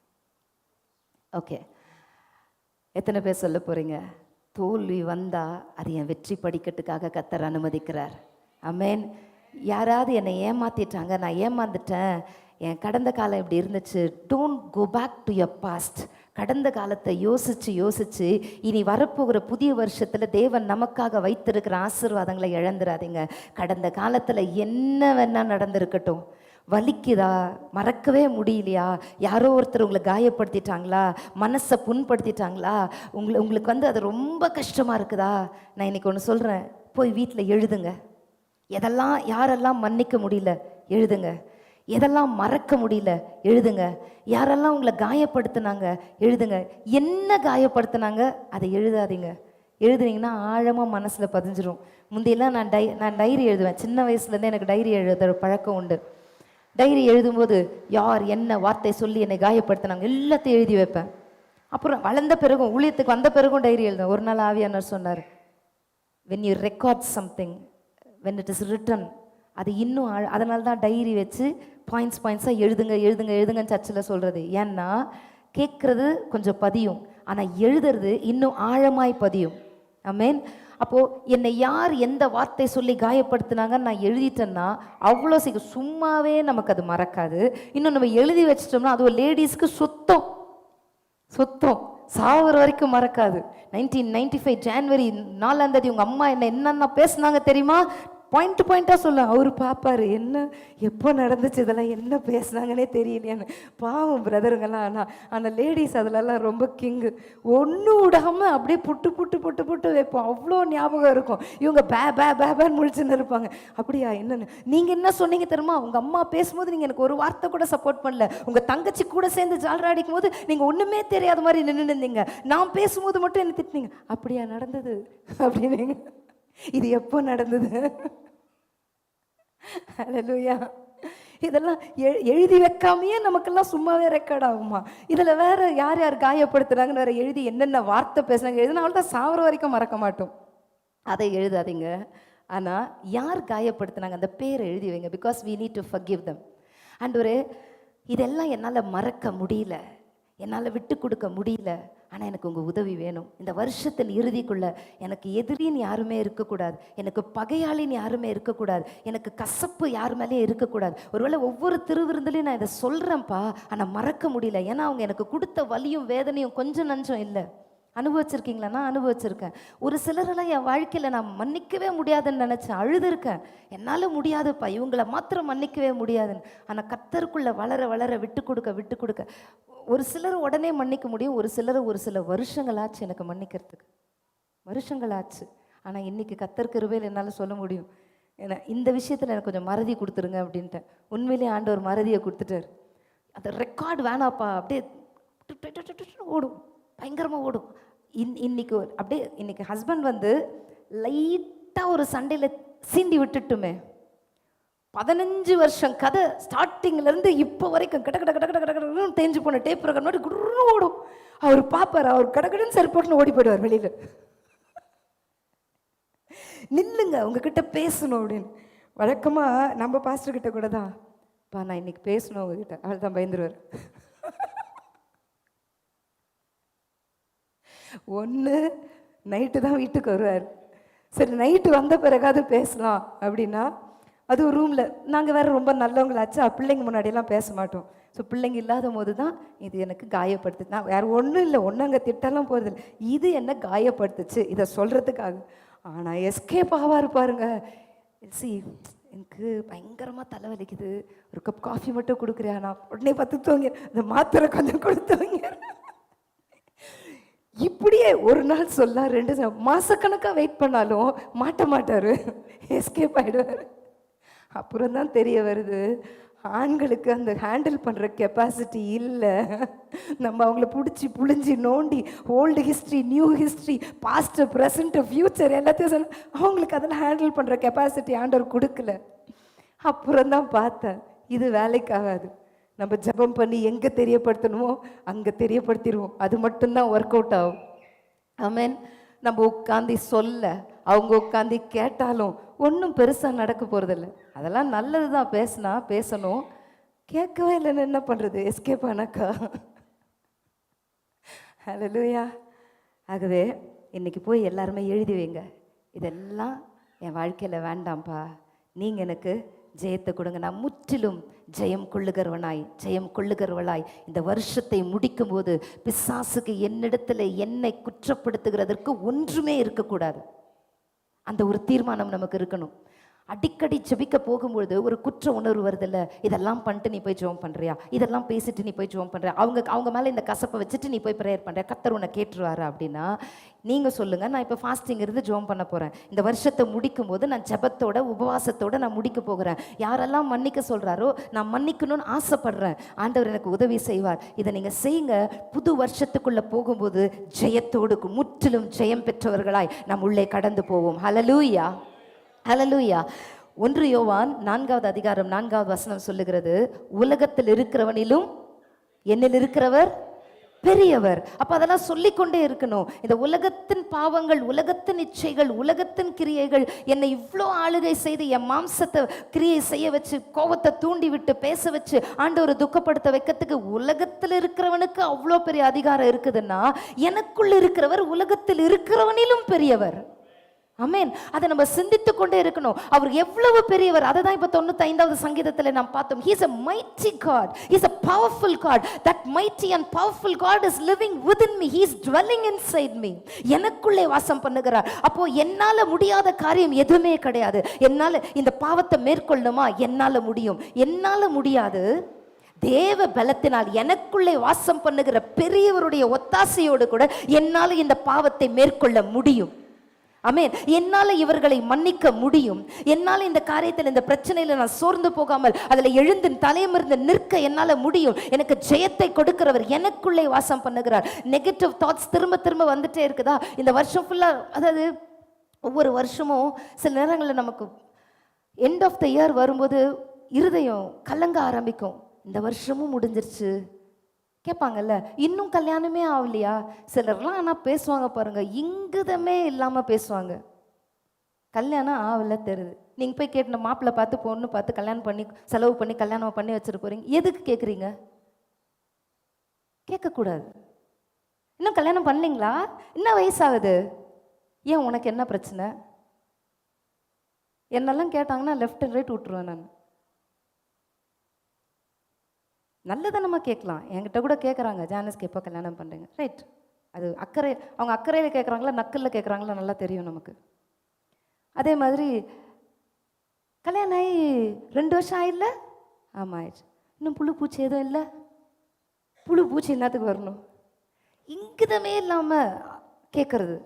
கேட்கக்கூடாது, கேட்கக்கூடாது. அவர்களை காயப்படுத்தும், அது அவர்களை காயப்படுத்தும்.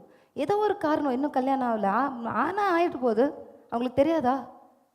ஏதோ ஒரு காரணம், ஒன்று அவங்க தள்ளி போட்டிருக்கலாம், அவங்க படித்து கொண்டு இருக்கலாம், அவங்களுக்கு ஏதோ ஒரு ஃபேமிலியில் ஒரு பேர்டன் இருக்கலாம். நம்ம அவ்வளோ அக்கறையாக இருந்தால் ஜோம் பண்ணுங்கள், ஃபாஸ்டிங் போட்டு ஜோம் பண்ணுங்கள், அவங்களுக்கு கல்யாணம் ஆகலை அப்படின்னா. ஆமென். அதெல்லாம் கேட்டுக்கொண்டு இருக்கக்கூடாது, நம்மளும் அதை அறிந்திருக்க வேண்டும். ஒருத்தர் குழந்தை பிறக்கல, 2 வருஷம் ஆயிடுச்சு, 3 வருஷம் ஆயிடுச்சு, கேட்காதீங்க, வாயை திறந்து பேசாதீங்க. எங்கன்னா ஒரு ஃபங்க்ஷன், உங்கள் வீட்டுக்கார் வரல, நல்லா தெரியும் அவங்க பிரிஞ்சு தான் இருக்கிறாங்கன்னு, வெண்ணு குத்துற மாதிரியே போய் கேட்குறது. அந்த அம்மாவே பாவம் கூனி கூறி வந்து நின்று இருக்கும். உங்கள் வீட்டுக்கார் வரல, அன்னைக்கு கூட வரல, இன்னைக்கு கூட வரல, வேணும்னே கேட்குறது. இது துஷ்டரை கண்டா தூரம் போயிடணும், துன்மார்க்கர் உட்காரும் இடத்துல உட்காரு. இந்த மாதிரி நக்கலா திமிரா பேசுகிறவங்க பக்கத்தில் கூட நிற்காதீங்க. ஒரு பேட் வைப்ஸ் அவங்க கிட்டேருந்து வரும். நான் கூடுமானவரையும் யாவரோடும் சமாதானமாக இருக்கிறேன் அப்படின்னு பாம்போடவும் தேளோடவும் சமாதானமாக இருக்கக்கூடாது. இது பாம்பு, இது தேள், இது விஷம் தெரியுதா, தூரம் நின்றுடுங்க. நான்லாம் ஒரு நல்ல பாலிசி ஸ்டார்டிங்லேருந்தே ஃபாலோ பண்ணியிருக்கேன். ஆண்டவரே, உங்களுக்கு சித்தம் இல்லாத யாரும் என் வீட்டு வாசப்படியில் கால் வைக்கக்கூடாது. நல்லா இருக்கு அந்த ஜெபம். ஏன்னா நமக்கு யார் நல்லவங்க கெட்டவங்க நமக்கு தெரியாது, அவருக்கு தெரியும். அதனால முழுசாக அவர்கிட்டே ஒப்பு கொடுத்துட்றது. ஆண்டவரே, விஷமமாக இருக்கிறவங்க, குடும்பத்தை கலைக்கிறவங்க, பொறாமை நிறைந்தவங்க, இப்படிப்பட்டவங்களெல்லாம் வீட்டு வாசல்லே கால் வைக்காதபடி அப்படியே ரிட்டன் அனுப்பிச்சிருங்கப்பா. வரணும்னு ட்ரை பண்ணால் கூட வரக்கூடாது. நல்லா இருக்கா அந்த ஜெபம்? இனிமேல் நீங்கள் கூட அதை பண்ணுங்கள். எதுக்கு கண்ட பல்லி பாம்பு தேளெல்லாம் உள்ளே விட்டுட்டு குத்துது குடையுதுன்னு சொல்லி நிற்கக்கூடாது. அது உள்ளே வராமல் தடுத்து நிறுத்திடணும். ஆமென். சிலர்லாம் வீட்டுக்குள்ளே வந்து போனோன்னு வீடே 2 ஆகிடும். நடந்திருக்கா? சும்மா தான் வந்திருப்பாங்க, சும்மா தான் பேசிட்டு போயிருப்பாங்க. அந்த சும்மா பேசுறதுல குதர்க்கமாக 2 வார்த்தை சொல்லிட்டு போட்டு குத்துட்டு சண்டை போட்டு மூட்டி விட்டு போயிடுவாங்க. அவங்கள்தான், அவங்க வேலை முடிஞ்சுது. அவங்களெல்லாம் சேர்க்கவே சேர்க்காதீங்க. நீங்கள் சொல்லணும், நான் இந்த வருஷத்துக்கு எண்டுக்குள்ளே நான் எல்லாரையும் மன்னிச்சிட்டு, எனக்குள்ளே இருக்கிற பெரியவர், எல்லா பிரச்சனைகளுக்கு காட்டிலும் பெரியவர், எல்லா போராட்டங்களை காட்டிலும் பெரியவர், அவர் என்னை நடத்துவார். அந்த நம்பிக்கையோடு கூட இப்போ புது வருஷத்துக்குள்ளே கடந்து போங்க. ஹல்லேலூயா. 2 கொரிந்தியர் 2வது அதிகாரம் 14வது வசனம் எடுத்து வாசிக்கலாமா? பேஜ் நம்பர் சொல்லிட்டு வாசிங்க. 2 கொரிந்தியர் 2:14. 246 14. 14. கிறிஸ்துவுக்குள் எப்பொழுதும் எங்களை வெற்றி சிறக்க பண்ணி எல்லா இடங்களிலேயும் எங்களை கொண்டு அவரை அறிகிற அறிவின் வாசனையை வெளிப்படுத்துகிற தேவனுக்கு ஸ்தோத்திரம். ஹல்லேலூயா. அப்போது நம்மளை எப்போவுமே ஆண்டவருக்கு என்ன ஆசை, எலிசபெத்தை குறித்து கர்த்தருக்கு என்ன ஆசை, நீங்கள் உங்கள் பேரை சொல்லிக்கணும். நான் எப்போவுமே என்ன கிறிஸ்துவுக்குள் வெற்றி சிறக்க பண்ணணுன்றது தான் தேவனுடைய ஆசை. பக்கத்தில் கை கொடுத்து சொல்லுங்க, உங்களை கிறிஸ்துவுக்குள் எப்பொழுதும், எப்போ ஒரு தடவை இல்லை, கை கொடுத்து சொல்லுப்பா, கை கொடுத்து சொல்லுப்பா. கை கொடுன்னா கை கொடுக்கணும். தமிழ்ச்சொல்லி அப்படி பின்னாடி கொஞ்சம் நந்தினிக்கு கை கொடுமா. ஆமாம், யாரையாவது ஒருத்தரை பார்த்து பிடிச்சி கை கொடுத்துடணும். ஆமென். கிறிஸ்துவுக்குள் எப்போதும் நம்மை வெற்றி சிறக்க பண்ணுகிறதற்காக, அதுதான் தேவனுடைய ஆசை. நான் தோற்று போகிறது அவருடைய ஆசை அல்ல. எனக்கு தோல்வி மேல தோல்வி வருகிறத போல தெரியலாம், ஆனால் ஒவ்வொரு தோல்வியையும் கர்த்தர் எனக்காக அனுமதிக்கிறார். ஒவ்வொரு காயங்களையும் கர்த்தர் எனக்கு அனுமதிக்கிறார், to make me more and more stronger. நான் கடந்த நாட்களில் ஒரு அப்துல் கலாமோட புக்கு சும்மா ஒரு இதில் ஒரு ஹோட்டலில் வச்சுருந்தாங்க. அதை எடுத்து ஜஸ்ட் மேலே பார்த்தேன். சரி, பைபிளில் இல்லாத ஒன்றும் பெருசாக அவங்க எழுதிட போகிறதில்ல. எடுத்த உடனே ஒரு கார்னரில் ஒரு வார்த்தை என்ன இருந்துச்சுன்னா, every problem will make a human being more and more stronger. ஒவ்வொரு பிரச்சனைகளும் தான் ஒரு மனிதனை அதிகமாய் பலசாலியாய் பலமுள்ளவனாய் அது மாற்றும். இது எத்தனை பேர் நம்ம அறிந்திருக்கிறோம்? கிறிஸ்தவர்களாகிய நானும் நீங்களும் அதை அறிந்திருக்க வேண்டும். எப்போ பார்த்தாலும் பிரச்சனையை பார்த்து ஒரு முறை பிரச்சனையை பார்த்து அழுவலாம், அடுத்த முறை பிரச்சனையை பார்த்து அழுவலாம், ஒவ்வொரு முறையும் அழுது கொண்டு இருக்கக்கூடாது. ஒரு டோர்னமெண்ட், ஒரு மேட்ச்சுக்கு போகிறோம் அப்படின்னு சொன்னால் அந்த மேட்ச்சில் ஃபஸ்ட்டு டைம் தோத்துட்டோமா உட்காந்து அழுவாங்க பிள்ளைங்க, குட்டி பிள்ளைங்களாக இருந்தால் இன்னுமே அழுவாங்க. ஆனால் அடுத்த மேட்ச் போகும்போது கொஞ்சம் ஜெயிப்பாங்க. அடுத்த மேட்ச் போகும்போது அவனுக்கு ஒன்று தெரியும், ஒரு முறை அவன் ஜெயிச்சா ஒரு முறை நான் ஜெயிப்பேன், அதுக்காக நான் விட்டுற மாட்டேன், ஒவ்வொரு தோல்வியிலையும் நான் கற்றுக்கொள்ளுகிறேன், இன்னும் பெரிய மேட்ச்சுக்கு போவேன். இப்போ நான் ஸ்கூல் லெவலில் விளையாடுறேன்னா அடுத்து நான் டிஸ்ட்ரிக்ட் லெவலில் விளையாடுவேன், இன்டர் ஸ்கூலில் விளையாடுவேன், அதுக்கப்புறம் ஸ்டேட் லெவலில் விளையாடுவேன். தோல்வி வருமா, அடுத்த ஸ்டேட் லெவல் போகும்போது அங்கே தோல்வி வரும், எவங்கிட்டையும் தோப்பேன். ஆனால் அடுத்து நான் இன்டர்நேஷனல் லெவலில் போகிற கர்த்தர் அந்த ஸ்தாபனம் என்னை ஆயத்தப்படுத்துகிறது. I am not going to be disappointed while I am seeing my failures. நான் தோல்விகளை பார்த்து நான் ஏமாற்றம் அடைய போகிறதில்லை, நான் சோர்ந்து போகிறதில்லை. இந்த ஒரு டிசிஷனை நீங்க இன்றைக்கு நீங்க பேசிட்டு உங்க உள்ளத்துல உங்களுக்கு நீங்க சொல்லிட்டு போகணும். சரி, நம்ம சோர்ந்து போயிட்டோம்னா யாராவது ஒருத்தர் நம்ம பக்கத்துல வந்து நீ சோர்ந்து போவாத என்ன, நீ கவலைப்படாத என்ன அப்படின்னு ஒருத்தர் சொல்லணும்னு எதிர்பார்க்காதீங்க. மற்றவங்களுக்கு நம்ம சொல்லுகிறவர்களாய் மாற வேண்டும். ஆமென், ஆமென். ஒரு சின்ன பிள்ளையா இருக்கிற வரைக்கும் எதிர்பார்க்கலாம். அம்மா அப்பா வந்து சொல்லுவாங்க, கவலைப்படாத என்ன, நான் அடிச்சிடறேன். நம்ம என்னெல்லாம் ஜித்து விளையாட்டுல தமால்னு குழந்தை கீழே விழுந்துட்டோன்னு தரையை அடிக்கிறது, அடி அடி, உடனே அதுக்கு ஒரு சந்தோஷம் இல்லை. அடி, ஏன் பாப்பா வச்ச, அப்போவே சொல்லி கொடுத்துட்றது. நீ கீழே விழுந்தாக்கா நீ தானா தடிக்க விழுந்ததுக்கு இந்த தரை தான் காரணம், உன் மேலே தப்பே கிடையாதுன்னு. இதே தான் வளர்ந்த பிறகும் வருது. நம்ம மேலே எதனா ஒரு தப்பு இருந்து நமக்கு எதனா ஒரு ஃபெயிலியர் வந்துச்சுன்னா அவன் தான் காரணம், இவன் தான் காரணம், அது நமக்குள்ளே தானாகவே வளர்ந்துருது.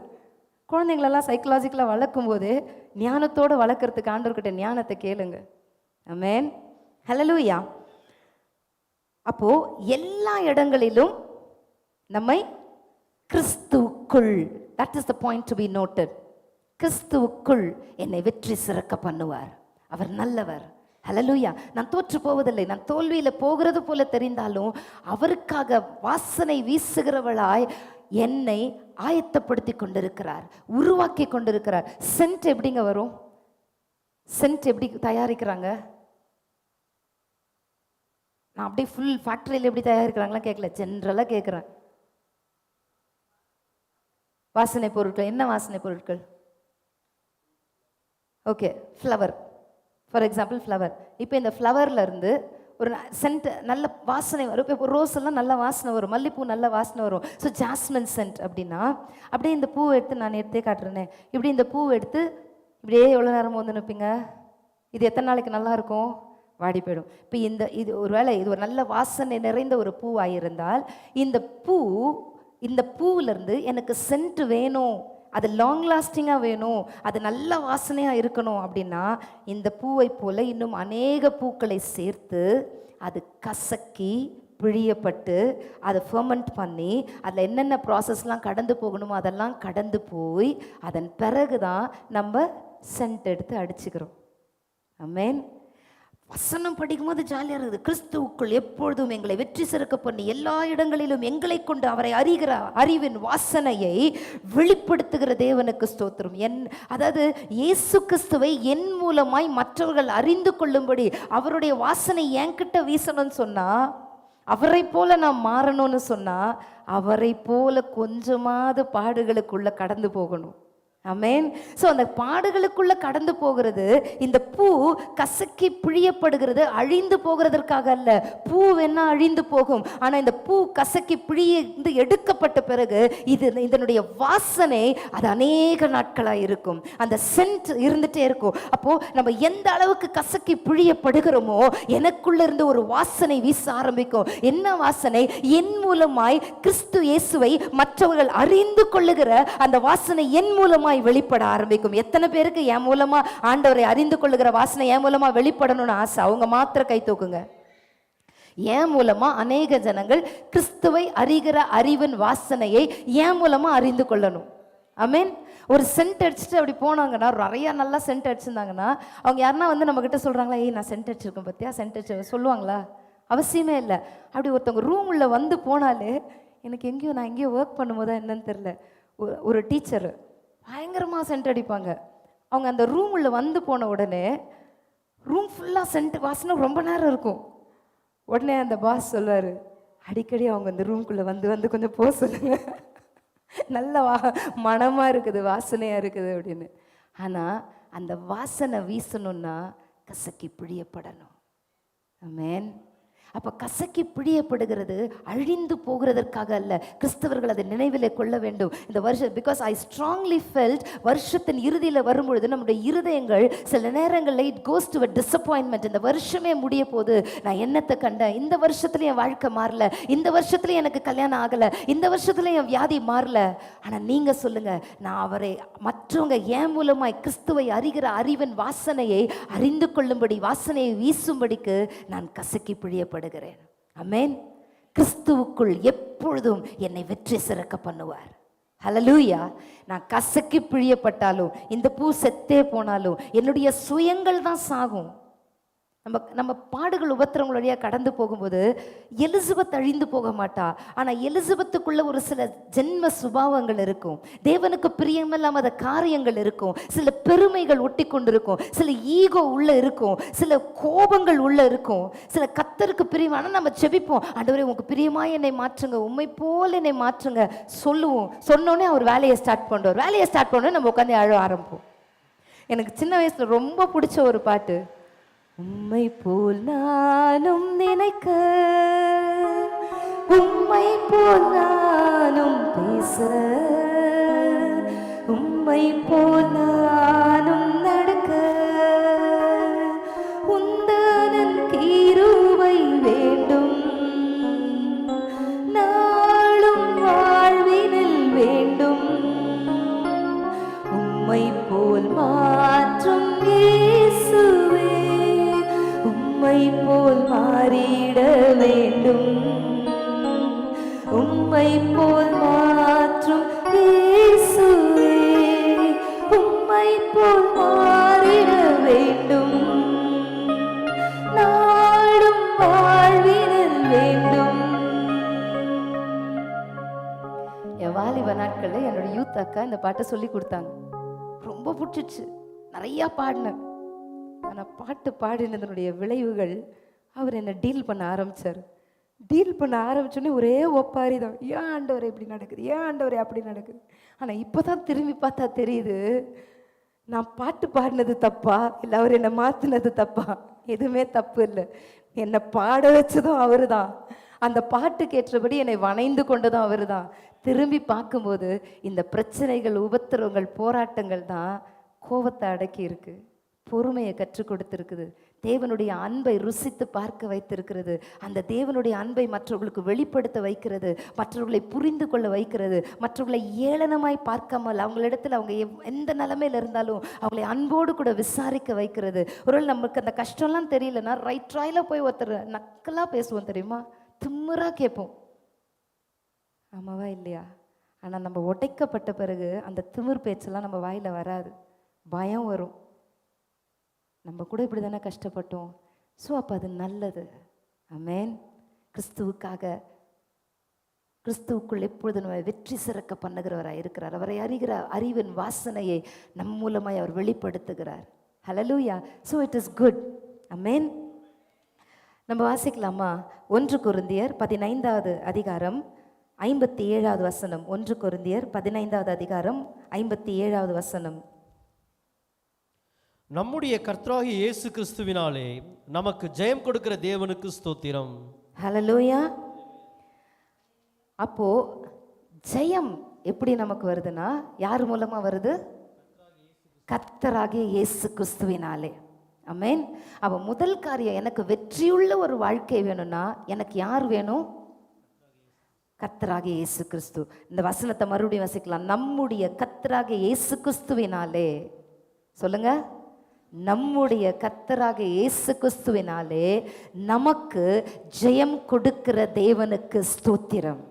அப்போ இயேசு கிறிஸ்துவின் மூலமாக எனக்கு தேவன் ஜெயத்தை கொடுக்கிறேன்னு வாக்கு கொடுத்துட்டார். நான் தான் அதை சுதந்திரித்து கொள்ள வேண்டும். ஆமென். I need to conquer the victory. Victory is mine. ஆமென். இயேசு கிறிஸ்துவின் வல்லமையினாலே நாம் ஜெயம் கொள்ளுகிறோம். முதல் காரியம் என்ன? How to get a victory? The power of conquering is in Christ and not in you. இயேசு கிறிஸ்துவின் வல்லமையினாலே மட்டுமே வெற்றியை பெற முடியுமே தவிர என்னால் வெற்றியை பெற்றுக்கொள்ள முடியாது. எத்தனை பேர் அதை ஒத்துக்கொள்ளுகிறீங்க? Amen. The power of conquering, the power of victory is always in Christ and not in me. சொல்லுங்க, ஜெயம் கொள்ளுகிற வல்லமை இயேசு கிறிஸ்துவினாலே மட்டுமே எனக்கு கிடைக்குமே தவிர என்னாலே கிடையாது. நான் முயற்சியை எடுக்கக்கூடாதா? நான் எடுக்கணும். நான் செய்ய வேண்டியதை நான் செய்யணும். ஆனால் முடிவில் ஜெயத்தை கொடுக்கிறது தேவன். ஆமென். ஹல்லேலூயா. ஒரு சிலர் உலகத்தில் என்ன நினைக்கிறாங்கன்னா, செல்ஃப் கான்ஃபிடன்ஸ். இன்னைக்கு மோட்டிவேஷன் கிளாஸஸ்லாம் நிறைய நடக்குது. யூடியூப்லேயே நிறைய பேர் கேட்குறாங்க மோட்டிவேஷன். என்றைக்குன்னா யாருன்னா அதில் அட்டன் பண்ணியிருக்கீங்களா? அவன் வர 90 ரூபா கேட்பான், இல்லை 100 ரூபா கேட்பான், 110 ரூபா கேட்பான். அவன் கொடுக்குற மோட்டிவேஷனை விட சர்ச்சில் நமக்கு நிறையா தான் கொடுக்குறாரு. இந்த வார்த்தையில் இல்லாத மோட்டிவேஷனை வேறு யாரும் நமக்கு கொடுத்துட முடியாது. This words are powerful. ஆமென். ஹல்லேலூயா. அப்போது நான் ஜெயம் கொள்ளணும்னு சொன்னால் நான் கிறிஸ்துவுக்குள்ளே இருக்கணும். கிறிஸ்து எனக்குள்ளே இருக்கணும். அவர் எனக்குள்ளே இருந்தால் நான் எல்லா நாளிலுமே ஜெயம் கொள்ளுகிறவளாக இருப்பேன். ஆமென். எனக்கு முதலாவது இயேசு கிறிஸ்துவின் there is no self confidence. உலகம் என்ன கற்றுக் கொடுக்கும் மோட்டிவேஷன் கிளாஸில்? உங்களுக்கு வில் பவர் இருக்கணும், செல்ஃப் கான்ஃபிடன்ஸ் இருக்கணும். உங்கள் செல்ஃப் கான்ஃபிடன்ஸ், நம்பிக்கை தான் வாழ்க்கை. நம்பிக்கை இல்லைன்னா ஒன்றுமே கிடையாது. ஆனால் நம்பிக்கையும் தாண்டி என் நம்பிக்கை தேவன் மேலே இருக்கிறது. மனிதனுடைய பலன். கோவிட் வரும்போது சொல்லுங்களேன் பார்க்கலாம். ஃபர்ஸ்ட் வேவ், செகண்ட் வேவ், நம்பிக்கை தான் வாழ்க்கை. உங்களுக்கு நம்பிக்கை இருக்க வேண்டும். You should have self confidence. You can achieve anything. சொன்னவங்களே காணாமல் போயிட்டாங்க. You cannot achieve anything without Jesus in your life. Amen. நம்பிக்கை இருக்கணும். யார் மேலே? என் மேலே அல்ல, இயேசுவின் மேலே எனக்கு இருக்க வேண்டும். ஆமென். நிறைய இன்னைக்கு உலகத்தின் மக்கள், கிறிஸ்தவர் உட்பட நான் சொல்லுகிறேன், நம்பிக்கையை நம்ம மேலே வைக்கிறதுனால தான் சோர்ந்து போகிறோம். we get disappointed when bad things happen to us. சில நேரங்களில் நம்ம எதிர்பார்த்த காரியம் நடக்கலை அப்படின் போது நம்பிக்கையை நம்ம மேலே வைக்கும்பொழுது நம்ம சோர்ந்து போகிறோம். என் மேலே தப்பு, நான் சரியாக நடக்கலையோ, நான் சரியாக ஜெபிக்கலையோ, நான் சரியாக வேலை செய்யலையோ, நான் என் பிள்ளைகளை சரியாக வளர்க்கலையோ, இப்படிப்பட்ட கவலைகள், கண்ணீர்கள் எல்லாம் உள்ளுக்குள்ளே வர ஆரம்பிச்சிடும். ஆனால் என் நம்பிக்கை கிறிஸ்துவன் மேலே இருந்துச்சுன்னு வைங்களேன், ஒரு காரியம் நடந்தாலும் சந்தோஷமா இருக்கும், ஒரு காரியம் நடக்கவே இல்லைனாலும் சந்தோஷமா இருக்கும். எத்தனை பேர் அதை அனுபவிச்சிருக்கிறீங்க? காலேஜில் அப்ளிகேஷன் போடுவேன். போட்டுட்டு முட்டி போட்டு நல்லா ஜோம் பண்ணுவேன். ஆண்டவரே, எந்த காலேஜில் உங்களுக்கு சித்தமோ அங்கே மட்டும்தான் கிடைக்கணும். உங்களுக்கு சித்தம் இல்லாத காலேஜில் கிடைக்கவே கூடாது ஏசப்பா. ஏன்னா நம்மளுக்கு வேற புத்தி மாறினே இருக்கும்ல. 4 காலேஜில் கிடைச்சிச்சுன்னா எந்த காலேஜில் செய்யுது, எந்த காலேஜ்? அதனால எனக்கு நமக்கு ஸ்டேபிள் மைண்டெல்லாம் கிடையாது. ஒரே காலேஜில் கிடைக்கும்படி செஞ்சுருங்க. 8 உடனே ஒரு காலேஜில் வந்துச்சு, கடகடன்னு போய் சேர்ந்துட்டோம். அப்புறம் தான் மற்ற காலேஜெல்லாம் வருது. ஆண்டவர் எவ்வளோ நல்லவர். இங்கே ஃபீஸ் எல்லாம் கட்டி முடிச்ச பிறகு அதுக்கப்புறம் மற்ற காலேஜெல்லாம் வந்துனே இருக்குது. ரைட், இந்த காலேஜில் தான் நான் படிக்கணும், அதுதான் எனக்கு கர்த்தர் வைத்திருக்கிற காலேஜ். ஆமென். திருமணத்துலேயும் அப்படி தான் நான் சொன்னேன். ஆண்டவரே, எந்த சும்மா கண்டவங்களும் வீட்டுக்குள்ளே வந்து போயின்னு இருக்கக்கூடாது. ஏன்னா பொம்மையாக நான் சும்மா புடவை கட்டினவங்க போய் எனக்கெல்லாம் பிடிக்காது ஏசப்பா. யார் என்ன கல்யாணம் பண்ணுங்க அவங்கள மட்டும் வீட்டுக்கு கூட்டினுவாங்க, மீதி பேர்லாம் வராதபடி தடுத்து நிறுத்திடுங்க. நல்லா இருக்குல்ல இந்த ஜெபம்? சும்மா எல்லாரும் வந்துன்னு போயின்னு. ஹல்லேலூயா. கர்த்தருக்கு யார் சித்தமோ அந்த ஒரு மாப்பிள்ளையை மட்டும் நீங்கள் கொண்டு வாங்க. உங்களுக்கு சித்தமானதை மாத்திரம் செய்யுங்க. அப்போது சில காரியங்கள் நம்ம ஆசைப்படுறோம், முயற்சி எடுக்கிறோம். நிறைய காரியங்கள் என் லைஃப்பில் நான் நிறைய சொல்ல முடியும். சில காரியங்களுக்காக எதிர்பார்த்து காத்திருப்பேன். ஓகே, நான் ஒரு சின்ன எக்ஸாம்பிள் சொல்கிறேன். ஆம்பூர் வந்த புதுசில் ஒரு பள்ளியில் வேலை செய்தேன். அப்புறம் அந்த பள்ளியில் வேலையை விட்டு ரிசைன் பண்ணிட்டேன். அதன் பிறகு டிஏடபிள்யூக்கு போனேன். டிஏடபிள்யூவில் போய் அங்கே அப்ளிகேஷன் கொடுத்தேன். நான் பிபிஏ படிச்சிருக்கேன். நான் by profession I am not a teacher. I am not fit to be a teacher. ஆனால் இந்த ஊரில் வேறு வழி இல்லை, ஏதோ ஒரு டீச்சர் வேலைக்கு தான் நான் போகணும். வேறு என்ன வேலை எனக்கு தெரியும், வேறு எதுவும் தெரியாது. சரி, இங்கிலீஷ் நாலேஜ் இருக்கிறதுனால வேலை கொடுப்பாங்க, அதனால் போகலாம் அப்படின்னு சொல்லி இந்த ஸ்கூலில் போய் அப்ளிகேஷன் கொடுத்தேன். அங்கே பிரின்சிபல் பார்த்துட்டு, சரி நல்ல ஸ்போக்கன் இங்கிலீஷ் இருக்குது, பட் 8th வரைக்கும் சயின்ஸ் எடுக்கணும். சயின்ஸுக்கும் எனக்கு ரொம்ப தூரம். சயின்ஸ் எடுக்கணுமா? குடும்பம், வறுமை, வாடகை, இதெல்லாம் கண்ணு மணி கிடக்கணும்னு வந்துச்சு. எத்துறேன், no problem, will you? Yes ma'am, yes. ஆனால் எனக்கு என்னமோ அந்த இடம் எனக்கு என் மனசு அங்கே இல்லை. This is not my place. இங்கே எனக்கு வேலை செய்ய முடியுமா எனக்கு தெரியல. என்னமோ எனக்கு ஒரு டிஸ்டர்பன்ஸ் வருது. ஆனால் குடும்பம் வறுமையில் இருக்குது. நான் வேலைக்கு போனால் தான் வாடகை கட்ட முடியும். அப்போ தான் நம்ம பிரதர் டீச்சர் ட்ரைனிங் போயின்னு இருந்தார். அவர் சம்பாதிக்கல, அப்போது டீச்சர் ட்ரைனிங் போயிட்டு இருந்தார். ஸோ எனக்கு வீட்டு வாடகை கட்டணும், வீட்டில் ப்ரொவிஷன்ஸ் வாங்கணும், வேறு வழியே இல்லை. குறைந்த சம்பளம், ரொம்ப 1500 ரூபா தான் கொடுப்பேன். அதுக்கும் ஷாக் ஆகிட்டேன். ஏன்னா அதுக்கு முன்னாடி நான் 3000 ரூபா வாங்கியிருந்தேன் வேறு ஸ்கூலில். நான் சொல்கிறது 22 வருஷத்துக்கு முன்னாடி. 3000 ரூபான்றது பெரிய விஷயம். 1500 ரூபா தான் கொடுப்பேன். மறுபடியும் யோசித்தேன், இதையும் முடியாதுன்ட்டு. ஏன்னா அதுதான் கொஞ்சம் பெரிய ஸ்கூல். இதுக்கு அப்புறம் இன்னொரு ஸ்கூலுக்கு போனால் இதை விட கம்மியாக சம்பளம் கொடுப்பாங்க. சரி பரவாயில்ல அப்படின்ட்டு 1500 ரூபாய்க்கும் பரவாயில்ல சொல்லிட்டேன். சொல்லிவிட்டு வீட்டுக்கு வந்து ஊக்கமான ஜெபம், ஆண்டவரே உங்களுக்கு சித்தமாக இருந்தால் இந்த ஸ்கூலில் எனக்கு கிடைக்கணும், உங்களுக்கு சித்தம் இல்லைன்னா ஏன்னா நாளைக்கு வாங்க, tomorrow will let you know, will confirm அப்படின்ட்டாங்க. வேலை கொடுக்குறேன் கொடுக்கல எதுவும் சொல்லலை. நான் பயங்கர ஜெபம், ஆண்டவர் உங்களுக்கு சித்தமாக இருந்தால் மட்டும்தான் இந்த வேலை கிடைக்கணும், உங்களுக்கு சித்தம் இல்லைன்னா இந்த வேலை கிடைக்கக்கூடாது. என் மாமனார்லாம் வீட்டில் இருந்தார். ஒரே சந்தோஷம் இருக்குது, பரவாயில்ல மருமகளுக்கு வேலை கிடச்சிச்சு, கொஞ்சம் இந்த குடும்பம் கஷ்டம் இல்லாமல் போகும். நானும் கைனட்டிக் ஹோண்டா எடுத்துன்னு நேராக ஸ்கூலுக்கு போனேன். காலையில் போய் அங்கே நின்னேன். பிரின்சிபல் பார்த்தாங்க. Mrs Elizabeth, I am very sorry to say we've got one science teacher, so next time when vacancy arises for English or any other subject, definitely we'll call you. அதாவது மிஸ்ஸஸ் எலிசபெத், நாங்கள் ரொம்ப sorry, வேறு ஒரு science டீச்சரே வந்துட்டாங்க, அதனால் உங்களுக்கு இந்த வேலையை நாங்கள் இன்றைக்கி அப்பாயின்மெண்ட் கொடுக்க முடியாது. அடுத்த முறை வேக்கன்சி வரும்போது உங்களை மாதிரி ஒரு நல்ல டீச்சரை நாங்கள் மிஸ் பண்ண விரும்பலை, கண்டிப்பாக நாங்கள் உங்களை கூப்பிட்றோம்.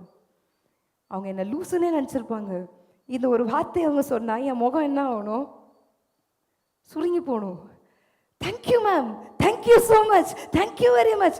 கை கொடுத்துட்டு இந்த ஸ்கூல் முடிச்சு அங்கே கேர்ள்ஸ்க்குன்னு தனியாக ஒரு ஸ்கூல் இருக்குல்ல, அந்த மேமை போய், ஏன்னா இவங்கெல்லாம் என்னை இன்டர்வியூ பண்ணாங்க, நேராக அந்த ஸ்கூலுக்கு போய் கேர்ள்ஸ் அந்த ஹெச்எம்மையும் பார்த்துட்டு, மேம் இவங்கள don't worry Elizabeth, next time vacancy வரும்போது நான் கண்டிப்பாக உங்களை கூப்பிட்றேன், no problem ma'am, thank you very மச்னு சொல்லி இங்கே கை கொடுத்து அங்கே கை கொடுத்து சும்மா கைனட்டிக் ஹாண்டா எடுத்து சாப்பாடு மூட்டையெல்லாம் கட்டின்னு போனேன், லெமன் ரைஸ்லாம் கட்டின்னு போயிட்டு மறுபடியும் கைனட்டிக் ஹாண்டா எடுத்துன்னு நேராக வீட்டுக்கு ஒரே பாட்டு தான், ஒரே சந்தோஷம்தான். ஏன்னா நான் கேட்டது என்ன, ஆண்டவர் உங்களுக்கு சித்தமாக இருந்தால் இங்கே கிடைக்கணும்.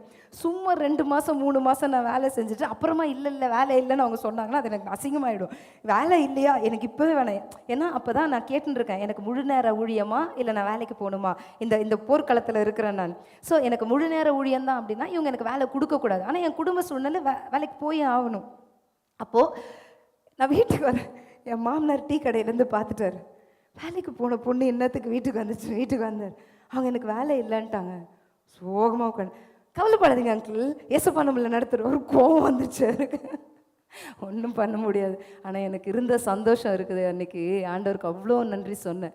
ஸோ வேலை கிடைத்தாலும் கிடைக்காவிட்டாலும் எப்போ சந்தோஷம் வரும்னா, கிறிஸ்துவுக்குள் இருந்தால் மட்டுமே, தேவ சித்தத்துக்கு நம்மை ஒப்பு கொடுத்து காத்திருந்தால் மட்டுமே, நம்ம மேலே செல்ஃப் கான்ஃபிடென்ஸ், எனக்கு கான்ஃபிடென்ஸ் இருக்குது, எனக்கு டேலண்ட் இருக்குது, எனக்கு இங்கிலீஷ் தெரியும், எனக்கு போய் அவங்க எப்படி வேலை கொடுக்காம போவாங்க, கொடுக்க மாட்டாங்க, போனால் அனுப்பிச்சிடுவாங்க. சரி, அதையும் தாண்டி இன்னொரு ஸ்கூல்லேருந்து வருந்தி கூப்பிட்டாங்க என்ன, இதே ஆம்பூரில் பிளஸர் ஸ்கூல்லேருந்து வருந்தி கூப்பிட்றாங்க. வருந்தி கூப்பிட்ட உடனே சரி இது கடவுளாக கொடுக்குறாரு போல, இது நல்ல ஒரு கிறிஸ்டியன் ஸ்கூலில் நம்ம போகலாம். சத்யா சார் கூப்பிட்டு அனுப்பிச்சாரு, நல்ல very good English fluency you please come. ஒரே ஒரு நாள் தான் வேலைக்கு போனேன், உட்காந்தேன், வீட்டில் வந்தேன், 1 மாதம் படுத்தேன். ஏன் படுத்தேன்னு எனக்கே தெரியாது, எழவே முடியாது.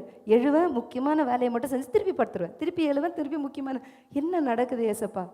அப்புறம் தான் ஆண்டவர்கிட்ட சொன்னேன், ஏசப்பா ஏதாவதுன்னு சொல்லிடுங்க, நான் கீழ்ப்படிஞ்சிருவேன், நான் அடம் பிடிக்க மாட்டேன், வேலைக்கு போகாத மரியாதை நீ என் ஊழியத்தை செய்யணும், நான் செஞ்சிடுவேன், இப்படிலாம் நான் எதுவும் பண்ணிடாதீங்க. அதுக்கப்புறமா எனக்கு ஆண்டவர் பேசினார். போயிட்டு வந்த உடனே அடுத்த நாளே வாந்தி பேதி, நல்லா இருந்தேன். வேலைக்கு போயிட்டு வந்தோடனே வாந்தி பேதி. அதுக்கப்புறம் அப்போ தான் நான் சொன்னேன், ஆண்டவரே நான் எதிர்த்தெல்லாம் நிற்கலை, நீங்கள் சொல்லுங்கள், குடும்ப வறுமை, அதனால தான் நான் போகணுன்னு யோசிக்கிறேன், நீங்கள் சொன்னால் நான் முழு நேர ஊழியத்துக்கு வந்துடுறேன். இப்படி தான் கர்த்தர் என்னை அழைச்சார். அப்போ தான் நான் ஒப்பு கொடுத்தேன். அப்போ தான் ஆனால் எனக்கு இவர் கூட நின்னார். இவர் டீச்சர் ட்ரைனிங் போகும்போது இவர் எனக்கு சொல்லிட்டு போனது, பார் நீ போய் சம்பாரித்து அந்த சம்பளத்தில் தான் இந்த குடும்பம் நடக்கணும், வாடகை கட்டணும்னு நினைக்காத, இந்த குடும்பத்தை கர்த்தர் நடத்துவார். யாருன்னா சொல்ல முடியுமா, ஒய்ஃபுக்கும் வேலை இல்லை, அவரும் ட்ரைனிங் போகிறாரு, என்ன தைரியத்தில் இவர் சொல்கிறாரு. அதுதான் கிறிஸ்துவின் மேல் வைக்கிற ஒரு நம்பிக்கை. போகும்போது திட்டிட்டு போனார். நான் எனக்கு எதுவுமே அவர் டைரெக்டாக சொல்லணும், நமக்கு டைரெக்டாக அங்கேருந்து வரணும் வார்த்தை. அதுக்கப்புறம் ஆண்டவரும் கடைசியாக நான் சொன்னேன், ஆண்டவரே நான் கடைசியாக உங்ககிட்ட கேட்குறேன், என்னை விட வயசில் சின்னவங்களாக இருந்தால் கூட பரவாயில்ல, அவங்க வீட்டுக்கு நானாக கேட்க மாட்டேன், அவங்களா வீட்டுக்கு அனுப்புங்க, அவங்களா ஜோம் பண்ணி அவங்களா சொல்லிட்டு போயிட்டோம், நீங்கள் வேலைக்கே போகக்கூடாது, உங்களை முழு நேர ஊழியத்துக்கு தான் ஆண்டவர் அழைக்கிறார் சொல்லிட்டாங்கன்னா இதோட எந்த வேலைக்கும் நான் ட்ரை பண்ண மாட்டேன். நம்ம ஆண்டவர் இருக்கிறாரு, இப்படிலாம் கேட்டால் உடனே செஞ்சுருவார். மீதியெல்லாம் கொஞ்சம் லேட் பண்ணுவார். அன்னைக்கு ஈவினிங் ஆள் அமிச்சிட்டார். அவர் இன்னைக்கு உயிரோட இல்லை. சவுந்தர் என்னோட வயசில் சின்னவர் நேராக வந்தார். அக்கா அண்ணா இல்லையாக்கா? இல்லைன்னா உடனே போயிடுவார் அவர். அக்கா ஒரே ஒரு நிமிஷம் ஜோம் பண்ணிட்டு போயிட்டுமாக்கா? சரி உள்ளே வாங்க. ஏன்னா இவர் இல்லைன்னா மோஸ்ட்லி யாருமே உள்ளே வரமாட்டாங்க. சின்ன வீட்டில் இருந்தோம் நாங்கள். ஒரு நிமிஷம் வாங்க உள்ளே வாங்க. வந்தார். ஜோம் பண்ணிவிட்டு, அக்கா ஆண்டவர் தெளிவாக சொல்கிறாரு, உங்களை இனிமேல் நீங்கள் வேலைக்கு போகக்கூடாது, உங்களை முழு நேர ஊழியத்துக்கு அழைக்கிறாரு. ஆண்டவர் உங்களை முழு நேரமாக ஊழியம் செய்யும்படி அழைச்சிருக்கிறாரு, நீங்கள் இனி வேலைக்கு போகக்கூடாது அப்படின்னு. அப்போ தான் எனக்கு ஒரு ரிலீஃப் வந்துச்சு. ஓகே, நம்ம என்ன அடையாளம் கேட்டோமோ 2-3 அடையாளத்தில் இதை கடைசி அடையாளமாக ஆண்டவர் கொடுத்து, ஆண்டவர் அதுக்கப்புறமா என்னை முழு நேர ஊழியத்துக்கு கர்த்தர் பயன்படுத்த ஆரம்பித்தார். ஹல்லேலூயா. ஸோ நம்முடைய வாழ்க்கையில் சில எதிர்பார்ப்புகள், சில தேவைகள், இவைகளின் மத்தியிலே தேவனை சார்ந்து கொள்ளும்போது, கிறிஸ்துவுக்குள்ளே இருக்கும்பொழுது நம்ம வெற்றி சிறக்க பண்ணுவார். ஆமே. நான் செல்ஃப் கான்ஃபிடென்ஸில், வில் பவரில், எனக்கு வில் பவர், எனக்கு தைரியம் இருக்குது, நான் தைரியசாலி, எனக்கு தாளந்து இருக்குது, அதெல்லாம் இருக்கட்டும். அதற்கு மேலே ஆண்டவர் தான் கிரியை செய்யணும். அந்த நம்பிக்கை தான் ஒரு கிறிஸ்தவனுக்கு இருக்க வேண்டும். ஆமேன். நான் கடன் அடைச்சிருவேன். சில பிள்ளைங்களெல்லாம் நான் கேட்பேன், ஏம்மா இன்னும் கல்யாணம் பண்ணிக்காமல் இருக்கிற?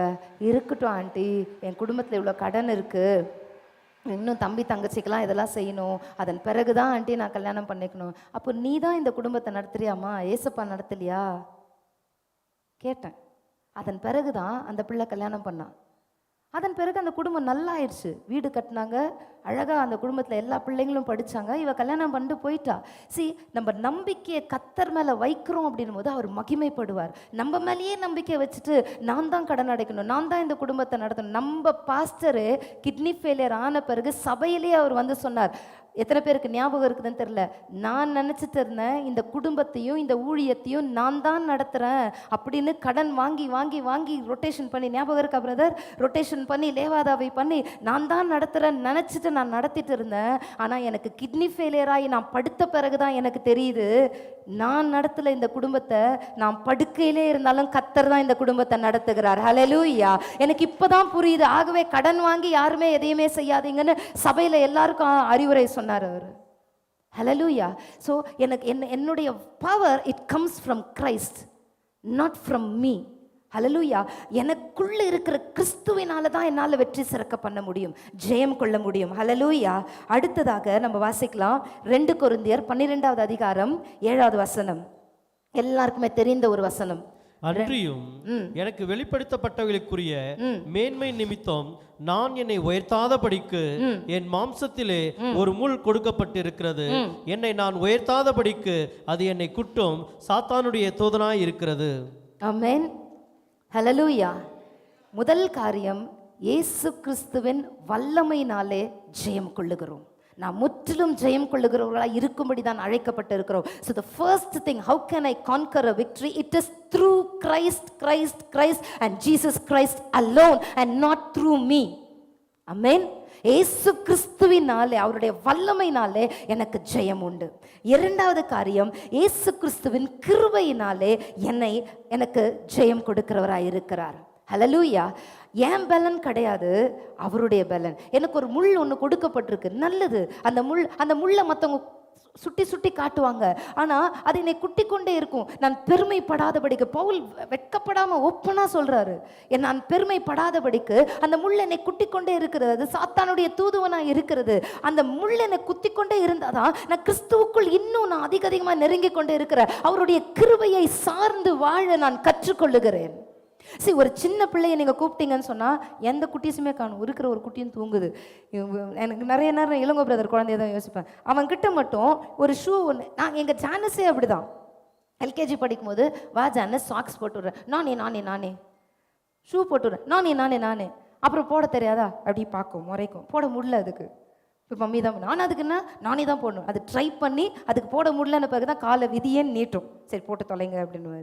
அப்புறம் ஷூ போட நானே அரைகுறையாக போட்டுக்கும். அப்புறம் போட தெரியாது. பின்ன ஃபார்ம் போட்டுன்னு ஊக்கு போடுறது கூட நம்மக்கிட்ட வராது, நானே பண்ணிக்கணும். அதுக்கு எல்லாமே செல்ஃப் கான்ஃபிடென்ஸில் இருக்கணும். ஆனால் ட்ரை பண்ணி தோற்று போன பிறகு தான் சரி மம்மி செய்யட்டும். அதனால் ஆண்டவர் நம்மளை கூட என்ன பண்ணுவார், ட்ரை பண்ணுறியா, ரைட்டு பண்ணு, எவ்வளோ நாள் பண்ணுறியோ பண்ணு, எவ்வளோ நாள் ஓடுறியோ ஓடு, ரைட் வாங்கிட்டியா? கடன் இங்கே வாங்கி அங்கே வாங்கி அங்கே வாங்கி இங்கே குத்து, இங்கே வட்டிக்கு வாங்கி அங்கே வட்டிக்கு வாங்கி லேவாதாவே எல்லாம் பண்ணியா? ரைட், முடிச்சியா? சாதிச்சிட்டியா? மேலே வந்துட்டியா? ஒன்றும் கிளிக்க முடியாதுன்னு ஒன்றால் ஒன்றும் கிளிக்க முடியாது. நான் தான் செய்யணும். என்னை சார்ந்துக்கும், என் கிருபையை சார்ந்துக்கும். ஸோ அந்த முள் என்னை குத்தி கொண்டே இருக்கும்போது தான், அந்த வழியில் தான் நமக்கு தெரியும் நான் ஆண்டவரை சார்ந்து கொள்ள வேண்டும், அவருடைய கிருபையை சார்ந்து கொள்ள வேண்டும். ஆமென். கிறிஸ்துவின் வல்லமையினாலே எனக்கு ஜெயத்தை கொடுக்கிறார். இரண்டாவது காரியம், இயேசு கிறிஸ்துவின் கிருபையினாலே எனக்கு ஜெயம் கொடுக்கிறார். கடைசியாக 1 யோவான் 5வது அதிகாரம் 4-5 வசனங்களை நம்ம வாசிக்கலாம். நம்முடைய விசுவாசமே உலகத்தை ஜெயிக்கிற ஜெயம். ஹல்லேலூயா. அதில் நியூ டெஸ்ட்மெண்ட்டில் பார்த்தீங்கன்னா எத்தனையோ கேரக்டர்ஸ் இருப்பாங்க, எத்தனையோ கேரக்டர்ஸ். கானானிய ஸ்திரீயே உன் விசுவாசம் பெரியது, நீ விரும்புகிறபடி உனக்காக கிடச்சி. ஒரு விமனை பார்த்து இயேசுவே அவளை பார்த்து, ஸ்திரீயே உன் விசுவாசம் பெரியது. யாரை பார்த்து?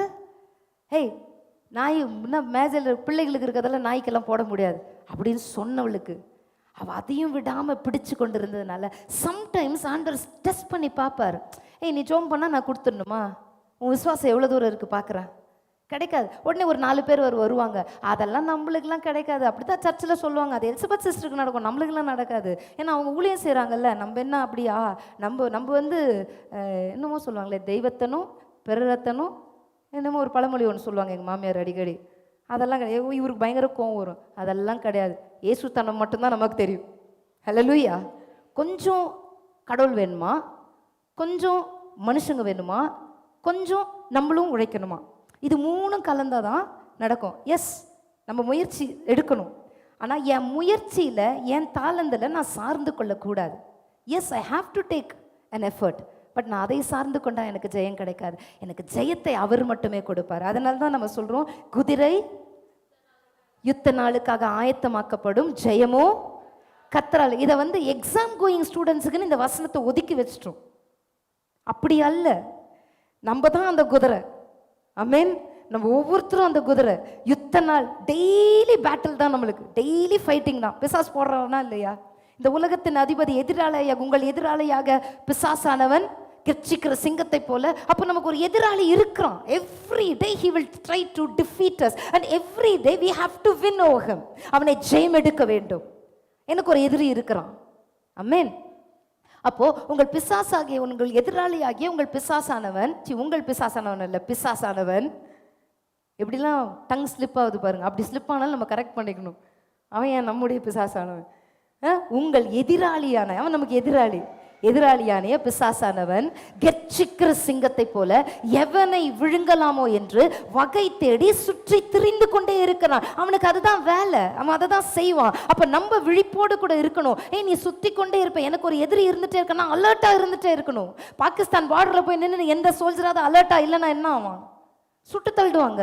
ஸோ நீ பார்டர்ல நிக்கிறனா, நீ அலர்ட்டா தான் இருக்கணும். கிறிஸ்தவ வாழ்க்கையில தேவனோடு நெருங்க பிரச்சனைகளும் போராட்டங்களும் வரும். ஆனா நான் அலர்ட்டா இருப்பேன், நான் ஆயத்தத்தோட இருப்பேன். குதிரை யுத்த நாளுக்காக ஆயத்தமாக்கப்படும், ஜெயம் கர்த்தரால் வரும். ஸோ எவ்ரி டே காலையில எழுந்து வேதத்தை வாசித்து ஜெபித்து, I will be alert, I will be prepared to face the battle. ஆமென். இன்றைக்கு எனக்கு ஒரு யுத்தம் இருக்கு, காலையிலே நான் என்ன அர்ப்பணிச்சிருவேன். அந்த யுத்தத்துல நான் தான் ஜெயம் பெறுவேன், முற்றிலும் ஜெயம் கொள்ளுகிறவளாய் இருப்பேன். ஆமென். நம்ம எல்லாரும் எழுந்து நிற்கலாம். கர்த்தருடைய சமூகத்துல நம்மை தாழ்த்தி நம்ம ஒப்பு கொடுப்போம். ஜெயம் கொடுக்கும் தேவனுக்கு கோடி கோடி ஸ்தோத்திரம். எல்லாருமே விசுவாசத்தோடு ஒரு வெற்றியை கர்த்தர் எனக்கு கொடுத்துட்டார். ஆமென். இனிமே உங்க பாவத்தை பிசாசு ஞாபகப்படுத்தினா எழுதிருங்க, பாவத்தெல்லாம் எழுதுங்க. எழுதிட்டு கண்ணீரோட உபவாசத்தோட அது மேல கை வச்சு ஜோம் பண்ணி மனஸ்தாபப்பட்டு மனம் திரும்பி கொளுத்திருங்க. ஆமென். அதன் பிறகு பிசாசே, நீ திருப்பி 10 வருஷத்துக்கு முன்னாடி நான் பண்ண பாவத்தெல்லாம் நீ பேசின கூடாதுன்னு சொல்லிடுங்க. ஆமென். he is a deceiver. அவன் ஒரு ஏமாற்றுபவன். இனி நான் ஏமாற மாட்டேன்னு சொல்லுங்க. ஆமென். சேர்ந்து பாடலாமா? ஹல்லேலூயா. ஜெயம் கொடுக்கும் தேவனுக்கு கோடி கோடி ஸ்தோத்திரம்.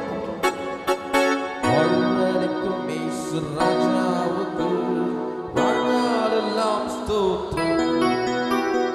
ஜெயம் கொடுக்கும் தேவனுக்கு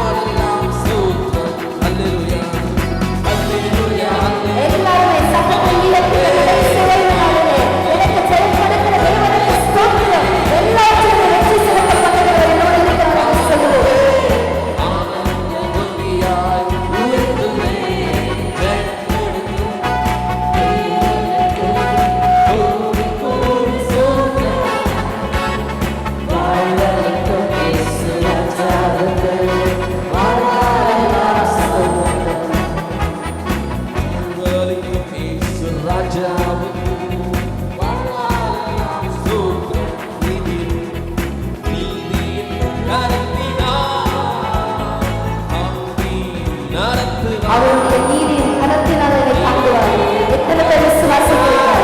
இயேசு கிறிஸ்துவின் ரத்தத்தினாலே கழுவப்பட்ட நீதிமான்களாய் நாம் இருக்கிறோம். ஹalleluya. எனக்குமே நான் அஞ்சினேன். கர்த்தரே என் பலனாய் இருக்கிறார். எல்லாவற்றையும் காத்துக் கொள்ளுவார். சேர்ந்து சொல்லுமா, ஜெயங்களுக்கும்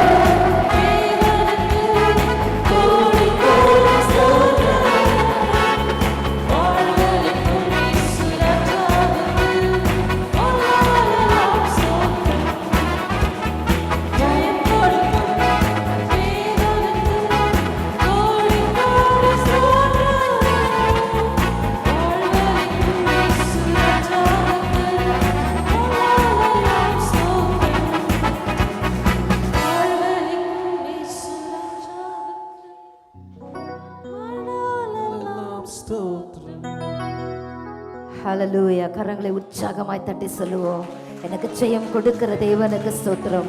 முற்றிலும் இவை எல்லாவற்றிலேயும் முற்றும் ஜெயம் கொள்ளுகிறவர்களாய் நாம் இருக்கிறோமே. ஹalleluya. இயேசு கிறிஸ்துவின் வல்லமையினாலே நாம் ஜெயம் கொள்ளுகிறோம். இரண்டாவதாக இயேசு கிறிஸ்துவின் கிருபையினாலே நாம் ஜெயம் கொள்ளுகிறோம். மூன்றாவதாக இயேசு கிறிஸ்துவை மேல வைத்திருக்கிற விசுவாசத்தினாலே நாம் ஜெயம் கொள்ளுகிறோம். இவைகளை வாழ்க்கையில இருந்துட்டா போதும். முள்ளு குத்துனா பரவாயில்ல, சிலர் என்ன குத்தி கொண்டே இருந்தா பரவாயில்ல, அவர் கிருபை பெருகி கொண்டே இருக்கும். அவர் கிருபை பெருகி கொண்டே இருக்கும். பெண்ணினால் குத்துனா பரவாயில்ல, நான் கண்ணீர் வடித்தா பரவாயில்ல, நான் துக்கத்திலேயே இருந்துட்டா பரவாயில்ல, என் வயிற்றுலதான் சாமுவேல் பிறக்க போகிறார், என் வயிற்றுலதான் தீர்க்கதரிசி பிறக்க போகிறார், நான் குத்தப்படுவது நல்லது. எங்கே எனக்கு பல பிரச்சனைகளும் போராட்டங்களும் இருக்கிறதோ அந்த இடத்துல தேவனுடைய கிருபை பெருகி கொண்டே இருக்கும். I will be filled with the grace of God. என் நம்பிக்கை, என் மேல இருக்கிற சுய நம்பிக்கை எல்லாம் கொஞ்சம் கொஞ்சமாய் இழந்து போய் கர்த்தரை நம்புகிறவனையோ கிருபை சூழ்ந்து கொள்ளும் என்ற வார்த்தையின்படி நம்மளுடைய நம்பிக்கை முற்றிலுமாய் தேவனை சார்ந்து கொள்ளுகிற ஒரு நம்பிக்கையாய் இருக்கும். விசுவாசம் எல்லாம் அற்று போகிற சூழ்நிலை வந்தாலும் இந்த பிரச்சனைகள் வழியாய் கடந்து போகும்போது நமக்கு ஒன்று தெரியும், இயேசு நல்லவர். விசுவாசித்தவளே பாக்கியவதே, ஸ்திரியே உன் விசுவாசம் பெரியது, நீ விரும்புகிறபடி உனக்காக கடவுது, உன் விசுவாசம் உன்னை ரட்சித்தது. எல்லாமே ஆண்டவர் பார்த்தீங்கன்னா ஏசப்பா நிறைய பேருக்கு சுகத்தை கொடுத்ததே அவங்களுடைய விசுவாசத்தை பொறுத்து தான். He wants us to trust in him blindly. குருட்டாட்டமாய் என் இயேசு எனக்கு செய்வார் என்று அவர் மேல நம்பிக்கை வைக்கும்படி தேவன் எதிர்பார்க்கிறார். நம்ம முற்றிலுமாய் அர்ப்பணிப்போமா? ஆண்டவர், இந்த வருஷத்தின் இறுதியில எனக்கு வைராக்கியங்கள் வேண்டாம்ப்பா, கசப்புகள் வேண்டாம், கோபம் வேண்டாம், யார் மேலேயும் எனக்கு அப்படி வேண்டாம். என் பாவங்கள் எல்லாவற்றையும் எனக்கு மன்னித்து நான் எப்படி நடக்கணும், நீதியின் கரத்தினால என்னை தாங்கி நீங்க நடத்துங்கப்பா. கர்த்தரே என் பலன், ஆகவே எனக்கு எதுக்குமே பயம் இல்லப்பா. என் பலனா நீங்க மாறிட்டீங்கன்னா என் பலத்துல நான் சார்ந்தாதான் நான் பயப்படணும். எனக்கு பயம் வரும்போதெல்லாம் நீங்க சொல்லுங்க, உங்களுக்கு பயம் வரும்போதெல்லாம் நீங்க சொல்லுங்க, இயேசு கிறிஸ்து என் பலனா இருக்கிறார், கர்த்தருக்குள் மன மகிழ்ச்சியா இருப்பதுதான் என்னுடைய பலன். அவரை இன்னும் அதிகமாய் நான் விசுவாசிப்பேன், இன்னும் அவரை நம்புவேன், இன்னும் அவர் மேலே நான் விசுவாசமாய் பற்றுதலாய் நான் இருப்பேன். கர்த்தர் என்னை நடத்துவார், அவர் என்னை மாற்றுவார், அவர் எல்லாவற்றையும் பார்த்துக் கொள்வார். முற்றும் ஜெயம் கொள்ளுகிறவர்களாய் நம்மை நடத்துவார். வந்திருக்கிற ஒவ்வொருவரையும் நான் ஆசீர்வதிக்கிறேன் ராஜா. இந்த வருஷத்தை முடிக்கும் போது பிசாசு எத்தனையோ சோர்வுகளை கொண்டு வரலாம், கலக்கங்களை கொண்டு வரலாம், பயத்தை கொண்டு வரலாம். இந்த வருஷம் கூட உனக்கு நடக்கல, இந்த வருஷமே முடிஞ்சிருச்சுன்னு சொல்லலாம். ஆனா இத்தனை சோர்வுகளிலும் போராட்டங்களிலும் மரணங்களிலும் இழப்புகளின் மத்தியிலோ எத்தனையோ வேதனைகளின் மத்தியிலோ கிறிஸ்துவுக்காய் வைராக்கியமாய் நிற்கும்படிக்கு இந்த வருஷத்தின் இறுதி வரைக்கும் கர்த்தர் எங்களை கொண்டு வந்து நிறுத்தி இருக்கிறீரே, எங்களை வெற்றி சிறக்க பண்ணி இருக்கிறீரே, எல்லாவற்றிலும் எங்களை முற்றும் ஜெயம் கொள்ளுகிறவர்களாய் கர்த்தர் எங்களை மாற்றி வைத்திருக்கிறதற்காக நமக்கு நன்றி செலுத்துகிறோம். எந்தவித நாசங்களோ மோசங்களோ மரணமோ உயர்வோ தாழ்வோ பசியோ பட்டினியோ நிர்வாணமோ எதுவுமே இயேசு கிறிஸ்துவின் அன்பை விட்டு எங்களை பிரிக்காதபடி கர்த்தர் காத்து கொண்டீரே, அதற்காய் நன்றி செலுத்துகிறோம் ராஜா. வந்திருக்கிற ஒவ்வொருவரையும் ஆசீர்வதிங்க. இன்னுமாய் உமக்குள்ளாய் பலப்படுத்துங்க. வியாதியாக இருக்கிறவர்களை பலப்படுத்துங்க ஆண்டவரே. சரீரத்தில் பலவீனத்தோடு கூட சிஎம்சியில் அட்மிட் ஆகிருக்கிற பரமானந்தம் பிரதற்காக நாங்கள் செபிக்கிறோம். அவர் லிவரில் கம்ப்ளீட் ஹீலிங்கை கத்தர் கொடுங்க. சாட்சியாய் நிற்கும்படி கிருபை பாராட்டுங்க. அவர் சீக்கிரத்தில் வந்து மூழ்கி ஞானஸ்தானம் எடுத்து தேவனுடைய சொந்த பிள்ளையாய் மாறும்படி கத்தர் நீங்க கிருபை பாராட்டுங்கப்பா. இந்த சபையில யாரெல்லாம் பலவீனத்தோடு சுகவீனத்தோடு இருக்கிறாங்களோ ஒவ்வொருவரையும் ஆசீர்வதிங்க. ஒவ்வொருவருக்கும் புதிய பலனை கொடுங்க. பண தேவைகள் எல்லாவற்றையும் சந்திங்க. இந்த புது வருஷத்துக்குள்ளாய் போகும்பொழுது எங்களை நீங்க ஆயத்தப்படுத்துங்க, மறுரூபப்படுத்துங்கப்பா. Bring a transformation in our life, Lord. ஆண்டவரே, உம்முடைய பிள்ளைகள் படைத்திருக்கிற காணிக்கைகளை நாங்கள் ஆசீர்வதிக்கிறோம். ஒவ்வொரு விதைத்த கரங்களை கர்த்தர் நீங்க ஆசீர்வதிங்க. பல மடங்கு கர்த்தர் தாமே நீங்க திரும்ப கொடுக்கும்படியா நாங்கள் செபிக்கிறோம், ஆசீர்வதிக்கிறோம். எல்லா துதி கனம் மகிமை நாங்கள் உமக்கு செலுத்துகிறோம். இயேசுவின் மூலமாய் செபிக்கிறோம் பிதாவே, ஆமென். நம்முடைய பிதாவாகிய தேவனுடைய அன்பும் குமாரனாகிய இயேசு கிறிஸ்துவின் கிருபையும் பரிசுத்த ஆவியானுடைய அந்யோன்ய ஐக்கியமும் நம் ஒவ்வொருவரோடும் இன்றும் என்றும் சதா காலங்களிலும் இருப்பதாக. ஆமென். நான் ரத்தத்தில் மறைந்துள்ளேன், இயேசு ரத்தத்தில் மறைந்துள்ளேன், வல்ல ரத்தத்தில் மறைந்துள்ளேன். சத்தம் தீங்கு செய்ய முடியாது, என் தீங்கும் என்னை அணுகாது. தீங்கில்லை, தீங்கில்லை, தீங்கில்லை, தீங்கில்லை, தீங்கில்லை, தீங்கில்லை, தீங்கில்லை, தீங்கில்லை, தீங்கில்லை. சத்தம் தீங்கு செய்ய முடியாது, என் தீங்கும் என்னை அணுகாது. பரமன்ல இருக்க எங்கள் பிதாவே, உடைய நாமம் பரிசுத்தப்படுவதாக, உடைய ராஜ்யம் வருவதாக, உடைய சித்தம் பரலோகத்தில் செய்யப்படுகிறது போல பூமியிலையும் செய்யப்படுவதாக. அன்றன்றுள்ள ஆகாரத்தை இன்று எங்களுக்கு தாரும். எங்கள் கடனாளிகளுக்கு நாங்கள் மன்னிக்கிறது போல எங்கள் பாவ கடன்களை எங்களுக்கு மன்னியும். எங்களை சோதனைக்கு உட்பட பண்ணாமல் தீமென்று ரட்சித்துக் கொள்ளும். ராஜ்யமும் வல்லமையும் மகிமையும் என்றென்றைக்கும் முடிவுகளே சுவாமி. ஆமென். என் ஆத்துமாவே கர்த்தரை ஸ்தோத்திரி, என் முள்ளும் என்னுடைய பரிசுத்த நாமத்தை ஸ்தோத்திரி. என் ஆத்துமாவே கர்த்தரை ஸ்தோத்திரி, கர்த்தர் செய்த சகல உபகாரங்களை மறவாதே. ஆமென். God bless you. Praise the Lord. வருஷத்தின் இறுதிக்காக ஆயத்தப்படுங்க, உபவாசம் பண்ணுங்க. மாலை சுத்திகரிப்பு மீட்டிங்க்கு மிஸ் பண்ணாமல் வந்துடுங்க. God bless you all.